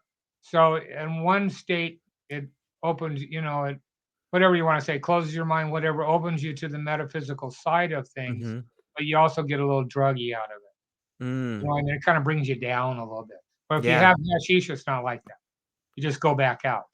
And there is a lot of difference there. But I think it's good. But either way. Yeah, most people, whatever, it takes that moment in time and shuts your mind down to what it's thinking, and then opens it up to the metaphysical realm. So, it's a great thing. Marijuana is a great thing for I think it's very therapeutic. Yeah. I think it's a great medicine. It is medicine. It's God's medicine. You know what else? Hashish really, we've tried doing this or thinking about it incorporated, but what it really helps you with is meditation. Mm-hmm. It helps you with yoga. It helps you with different physical activities where you kind of want to reach a certain state of mental stability while you're, doing whatever else. And it really does help out. Yeah. If you take the time to smoke a little hash before you do yoga, your mind will already clear out, and that'll give you, the opportunity to concentrate on, whatever you're concentrating on when you do the yoga. And in meditation, you can't think enough about it because it closes your mind down to the speediness of it, that Mm-hmm. thinking this, thinking that, and it kind of puts it on one track where you can focus. Calms all those crazy monkeys. So there's the hashes. It can be used for a lot of different things that aren't being used today. Yeah. I know they have these marijuana yoga classes, but the marijuana is the same thing. You smoke it, and then in a half hour or so, you're gonna get a little drag out of it. It's gonna be physically dragging. So it isn't exactly the best thing for doing yoga or something like that. If that's all you got, well, that's different. That's great. Yeah. It's better than nothing. But you're seeing that these days. There's a lot of places, especially out here in California, where they have these clubs, and you join the club, and you can go there and smoke anytime you want. And then they have all these activities, where you can join the marijuana yoga class and things like that, and they're perfectly legal, because it's a private thing. It's not public. As long as you're not public, you can smoke, you can do whatever you want. That's why we were able to do that in our book signings. We would make it invitation only, and it was a private affair. So we could do anything we wanted in there. We weren't against the law. Really fun. Yeah. Everybody had a good time. I was going to say everybody too. Everybody had a good time. The other thing with the hashish is it can also, calm those monkeys, but I have a tendency, I'm a super multitasker. He calls me the Energizer Bunny. And but sometimes I have a problem with that because I'm going in so many different directions. I feel like I saw this thing on people tweakers or whatever they're called, where they start doing one thing in one room, and then I realize I'm running from room to room, and I'll do this now, and I'm like, oh my God, this is not good, and I'll take a couple puffs of hash, and then all of a sudden everything's doable, everything's fine, and I get so much done that it's absolutely amazing. So it is very medicinal to get your ducks in a row, so to speak. Yeah, it makes sense. And I think it speaks to the idea of heightened states of awareness. Sometimes people use different substances, but when you become aware it was the first time I really grasped this was when my friend told me, you know what, if you're going to take the test, if you're going to study high, you got to take the test high. Because you're in, you know what I mean? Like you're in that state of consciousness. If you come out of that and try to do something, you're not on the same level. So if you're going to do something later, if you're going to study here, you should also take the test here. And it kind of speaks to the idea of becoming or building a relationship with whatever sacrament you're using. And it's interesting that I think a lot of things can be done, whether it's yoga, whether it's drafting, whether it's whatever you're going to do. If you're going to study it normal, then you're going to perform it at a normal rate. But if you're going to study it at a heightened state of awareness, then you can see it from a different angle. We only know the heightened state of awareness. Yeah. I hear you. I think I've smoked more joints than anybody on earth. I can attest. I really do. I can attest to that. We haven't been without hash or marijuana for 40 years. At least. And we smoke constantly, and we only know the heightened state. We've never been to the monastery. We weren't high. We've never written one word in any of our books that we weren't high. It's just, that's our state of mind. Well, I did try when I was going to college and I was taking anatomy and physiology. I thought, okay, I better really straighten up here now and pay attention. And so I was just studying my, books that are as big as an encyclopedia and, answering all the questions and stuff. But I was really struggling. I was making these cassette tapes and listening to them on my way to school. And one of my classmates, he was just so kicked back and he was doing fine. And I said, God, what's your secret? He said, marijuana. I'm like, oh my God. He said, I go home, smoke a joint, study. And so I thought, all right, I'm going to incorporate that into my routine. And it was so amazing that I could just have a little joint and be able to study, retain everything that I was reading. It was so fascinating. You really get into it, how everything's connected. And the other thing I was going to say was, as far as edibles go, I had made some edibles when we were doing the things with the dispensaries, and it was a huge business. It turned out. They bought tens of thousands of cookies, but I made them. The reason they were so popular is they were different. They weren't marijuana cookies. I made them out of the crystals. We got the hash crystals off of the weed, and I used the crystals to make the cookies. Because myself personally, I hate edibles. For myself personally, I hate being doped up. I like expanding. I don't want to get dumbed down. And even if at night or whatever, I don't like the hangover from the marijuana. That the whole plant, eating it is, I don't think it'll give you a good night's sleep, but it's going to take you till noon or 1 o'clock to really wake up. And that's why I like the crystals. Was a very pure, because I thought, I bet that would work, and it did, and it was very popular. We called our cookies E-Go-Go. Yeah, because you're E-Go-Go. Yeah, E-Go-Go. I'm not kidding. We sold tens of thousands of those cookies. Now, if you would take two, we had our tested, so we knew exactly what was in it and how much, to take. So we could label it. Yeah, properly. A quarter of a cookie, and then whatever, you can take another quarter. They were 60 milligrams of each. Yeah, so that became too strong for the law. So then it was like a quarter of a cookie, and that was really good. Those were really popular. People really, really liked them. But my point was, if you eat too much, people always said I should put a benign one in with the loaded one because they wanted more. They were so delicious. They were these oatmeal toasty oaty recipe from someone's grandma. Organic, everything. Or everything organic.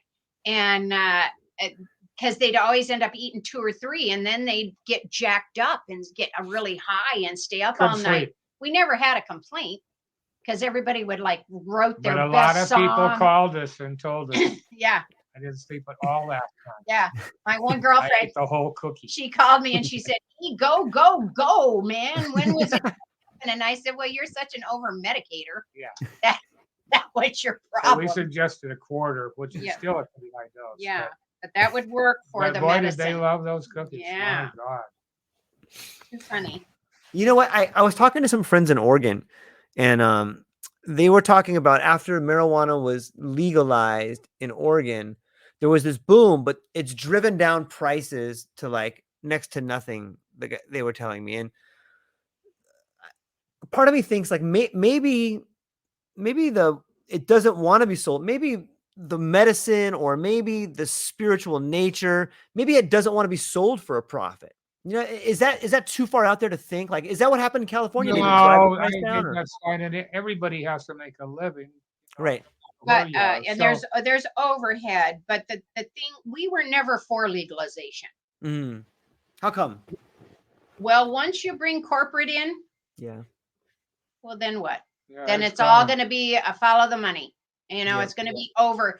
They're going to have investors, and they're going to have stocks, and they're how it is. Hey, we made 10,000 this week. Let's try to make 20,000 next week, and all this. And then they have these, far as the eye can see, greenhouses full of legal weed, but they're spraying it all.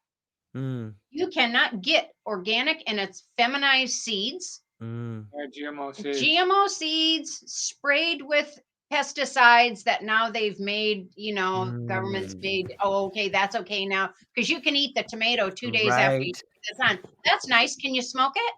If you concentrate it down. They just ruined the industry. Yeah, they the ruined industry's it. falling apart. Yeah, any weed you buy in a dispensary from one of the big distributors has been sprayed with poison. Wow. You can on it, and it's a feminized seed. They're not going to take a chance of losing a crop for their investors. I just read this morning, this one distributor in California, they're bellying up. But what happened was they were fronting stuff to everyone. So they had all these dispensaries that they would front to, and the dispensaries owed them. So they had a list of money that they were collecting along the way. Okay, well, they were going out of business, but what it said was that the investors will be paid off first before they pay off the people that own the Front of them, the marijuana and stuff. everything. And that's because these guys come in with $100 million and start up a legal crop. Like Wendy said, I've seen greenhouses in Santa Barbara as far as you can see. And it was a commercial outfit. They're all so sprayed. they've completely ruined the whole industry. Everyone we know that used to grow marijuana and sold it either legally or illegally, they've stopped.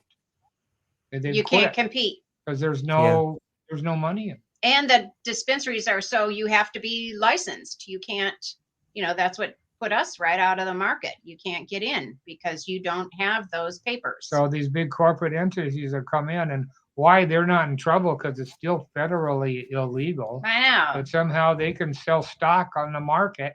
I mean, the government can do just whatever they want. There's like, if you tried to do that, you'd be in jail.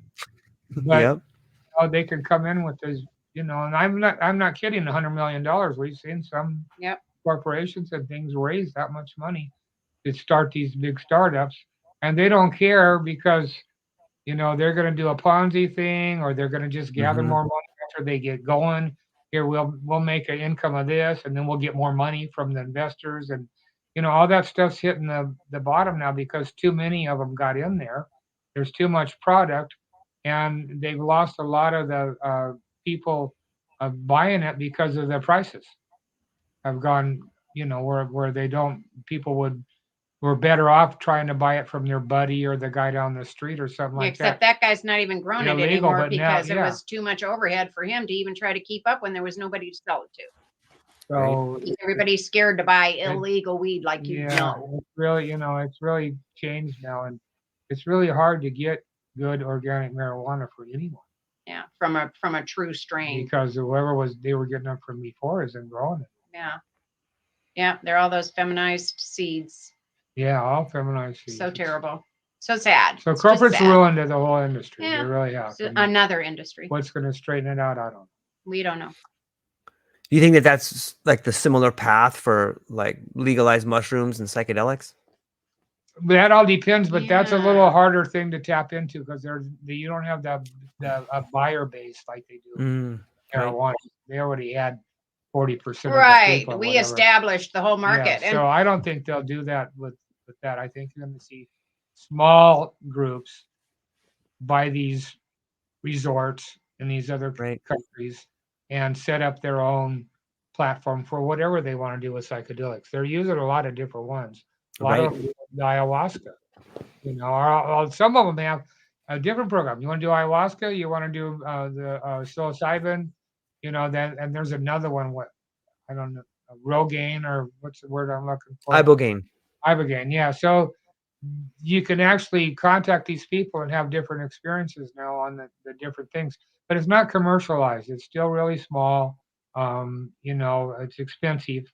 And some people are doing it, and more power to them. Yeah. And the more they do it, the more it opens up in these countries, and places like Belize and Jamaica. They get used to licensing these things, and they'll license more, and it'll become more and more popular. So I think it's a good thing. I think everything's moving forward, the way it should. And as far as mushrooms are, marijuana. They does have a problem with pests or whatever. You have to be really careful. And so consequently, we've had to abort crops because we're not going to ever spray, but people will do that. But with mushrooms are so sacred, fantastic fungi and all, I mean, it's so much more than meets the eye. That's the final product of this huge thing that's happening.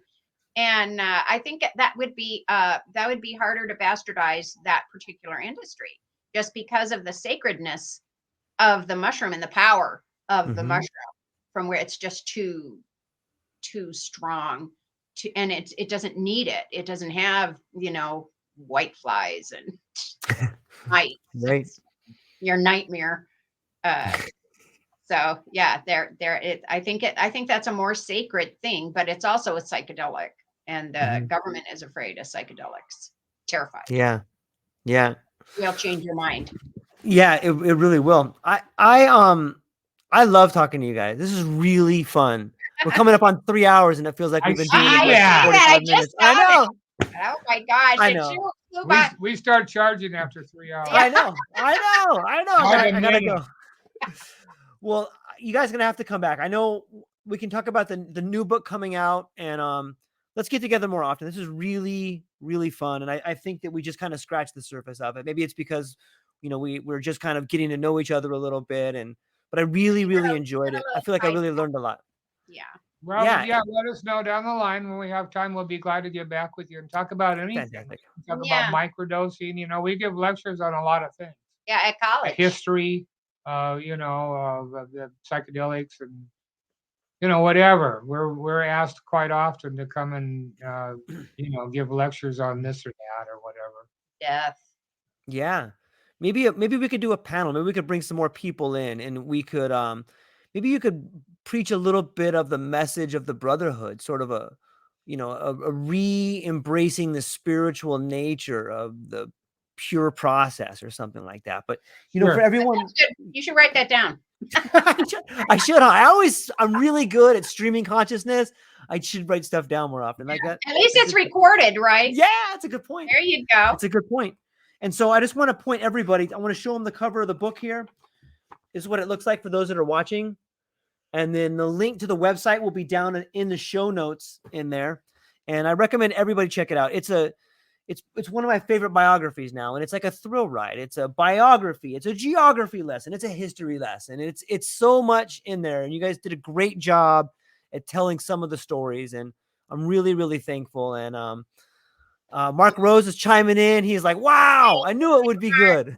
I wanted to say one thing about the last thing about the bookmarker in your book. I love it. Yeah. It should have a picture of all the cars in the world. And that's a little tiny thing. But what I see the map behind you, what I had done is I got a map. It was a shower curtain, but it's a map of the world. And then those are all embroidered lines. Okay. Yeah. I embroidered. I don't know. Where are we? Move it right there. Yes. Perfect. So, and these are all the cars that have a little 9 vehicles that I sent to Afghanistan. It just runs things. And there's a little color code in front of each car. And then that's the color embroidery thread I used. And it shows where each car was purchased and then the journey that car went on to get back to California. So where it was purchased and where it was unloaded, and then the journey that it went, where it was dropped off in Europe. And I was making little pictures of the cars on the top. And the little pictures of the car. And we didn't mean to do that, but when he was writing his book, he's like, well, and I said, well, let me see that. And so we brought one up and he printed it out and we cut it out. And I said, oh, this is so fun. And then he printed out all these. You've got that bookmark, right? Yeah, I do. It's on my desk over here. Well, that's what that is. That's what that is. We've got it right here in full people's size. favorite thing, though. Yeah, they love it. Yeah, it's like a story within a story. Yeah, because we said we literally went around the world to bring you the best hash. I'm so glad you guys did. Yeah, we are too. It was, whatever, God's will. It's the gift that keeps on giving. It is. And we have the movie. We're the only ones that have this movie, by the way. Rain Sunshine, is that showing it? Yeah. Yep. And you can get it on our website, but and it's a DVD, which a lot of people don't even have DVDs, but that's the only way you can watch it now. It's not streaming anywhere. Right. Amazon ran it for 3 years and they took it off. And we've got these little physical copies, but it's the only way you can see the movie. But you can order that also online. And if you go to Ronnie Bevan on the internet, you get pages of stuff. So if you want to find anything, a book, one of our books or the movie or a link or anything, or even fun stories, you just put my name in there and it'll come up. And one of the reasons we came out Well, besides the statute of limitations that run out. One of the reasons we came out was because when we were all on the run and we left, we were gone. Nobody knew we didn't even know where each other was. So then when we all started kind of coming back in, and getting things taken care of, we realized that all these people had said all this like horrible stuff. They didn't think it was horrible. They were saying they were Brotherhood and this is what the Brotherhood did. And they did these despicable things that we would never do, unethical things we would never do. And so that's why we really came out, with gusto. There's a lot of bad information. A lot of bad information that's totally not true. And it's such a shame because it distracts from what the Brotherhood really was, which was sole purpose to make your life better and to make the whole world better, to heal the world. Is what the Brotherhood's about. And we all still are. The ones that are still still actively, like my little grandson said, God, Grandma, you're still doing this? I said, well, yeah, I'm still turning on the world. Yeah. what can I say? That's awesome. What's good in the past is still good. So get back to us. We have a lot of time. Okay. So whenever you think is good for you, let us know. We'll see if we can fit it in. And of course, like I said, we're willing to talk about whatever. Now you're going to take this video and cut it up. Yeah. Make some. We streamed it live. What I'm going to do is I'll send. Yeah, we streamed it live to like 7 different platforms: 2 Facebook channels, Twitch, Twitter, YouTube, Trump, Rumble. Yeah. I thought you'd cut out any bad things. I don't think there was one bad thing in there. Ron swore one time. He's human. We're all human, right? And I swore one time in the movie too. Yeah. Wow. But yeah, you watch that movie, you're going to really enjoy it. And especially now you've talked to us and you have some history, it's going to be better. Yeah. I'm a huge fan of the books because I love movies too, but I want to read the words and then envision it in my own mind before I see someone else's envision of it. You know what I mean? Like I want to envision it. Oh, that's good. Yeah. We're putting it on audio right now also. Fantastic. We're right in the middle of that. And then we're going to do From One Life to the Next on audio also. Is that going to be on Audible? Yeah, Audible. People want it. Everybody wants it too. So they can hear it. And it's funny thing too, I've thrown out I do the reading myself. Perfect. And we've thrown out a couple of pieces to friends and they've all been thrilled to death. Some of them think, wow, it's a new story. And not a new story, you read it, but somehow when you hear it, it makes a difference than when you read it. And anyway, that's what we found out. But it's getting close. It's getting real close. And it'll be real enjoyable to be able to listen to me tell the story. And also it's going to open it up to Europe and places like that. You can't really get our book anywhere because we're not on Amazon. And the shipping. So the shipping's like $26. Even though we've sold it around the world, quite a few of them. But the Audible, you buy it and then you download it, so anyone can buy it. So that'll open it up us to Europe and Asia and all those places we haven't been able to get to, which is going to be real fun. And it's getting close. We're getting down to editing. Yeah, it's like I said, I think that the next transition is that you guys will be playing a bigger role as teachers. It's just a shift. It's gone from being in Afghanistan and now it's telling the story. And in telling the story, you inspire other people to have lived experience. And it's back to the hash and there's a process beyond making something pure, and a story that is pure inspires other people to go and live a life worth living. So I'm excited for you guys' future. Oh, well, good. Thank you. And it was so nice to get to know you. Yeah. Thank you. Vice versa. I think we're going to be talking more often. Enjoy your day in paradise. Yeah. All of them. I'll be here now. Yeah. Oh, that's right. Our goal. Well done. Bye-bye. Okay. Thank you so much. Have a good afternoon. I love you guys. Thank you for everything that you've done. And I will talk to you soon. Aloha. Okay. Thank Aloha. you. Okay. Oh.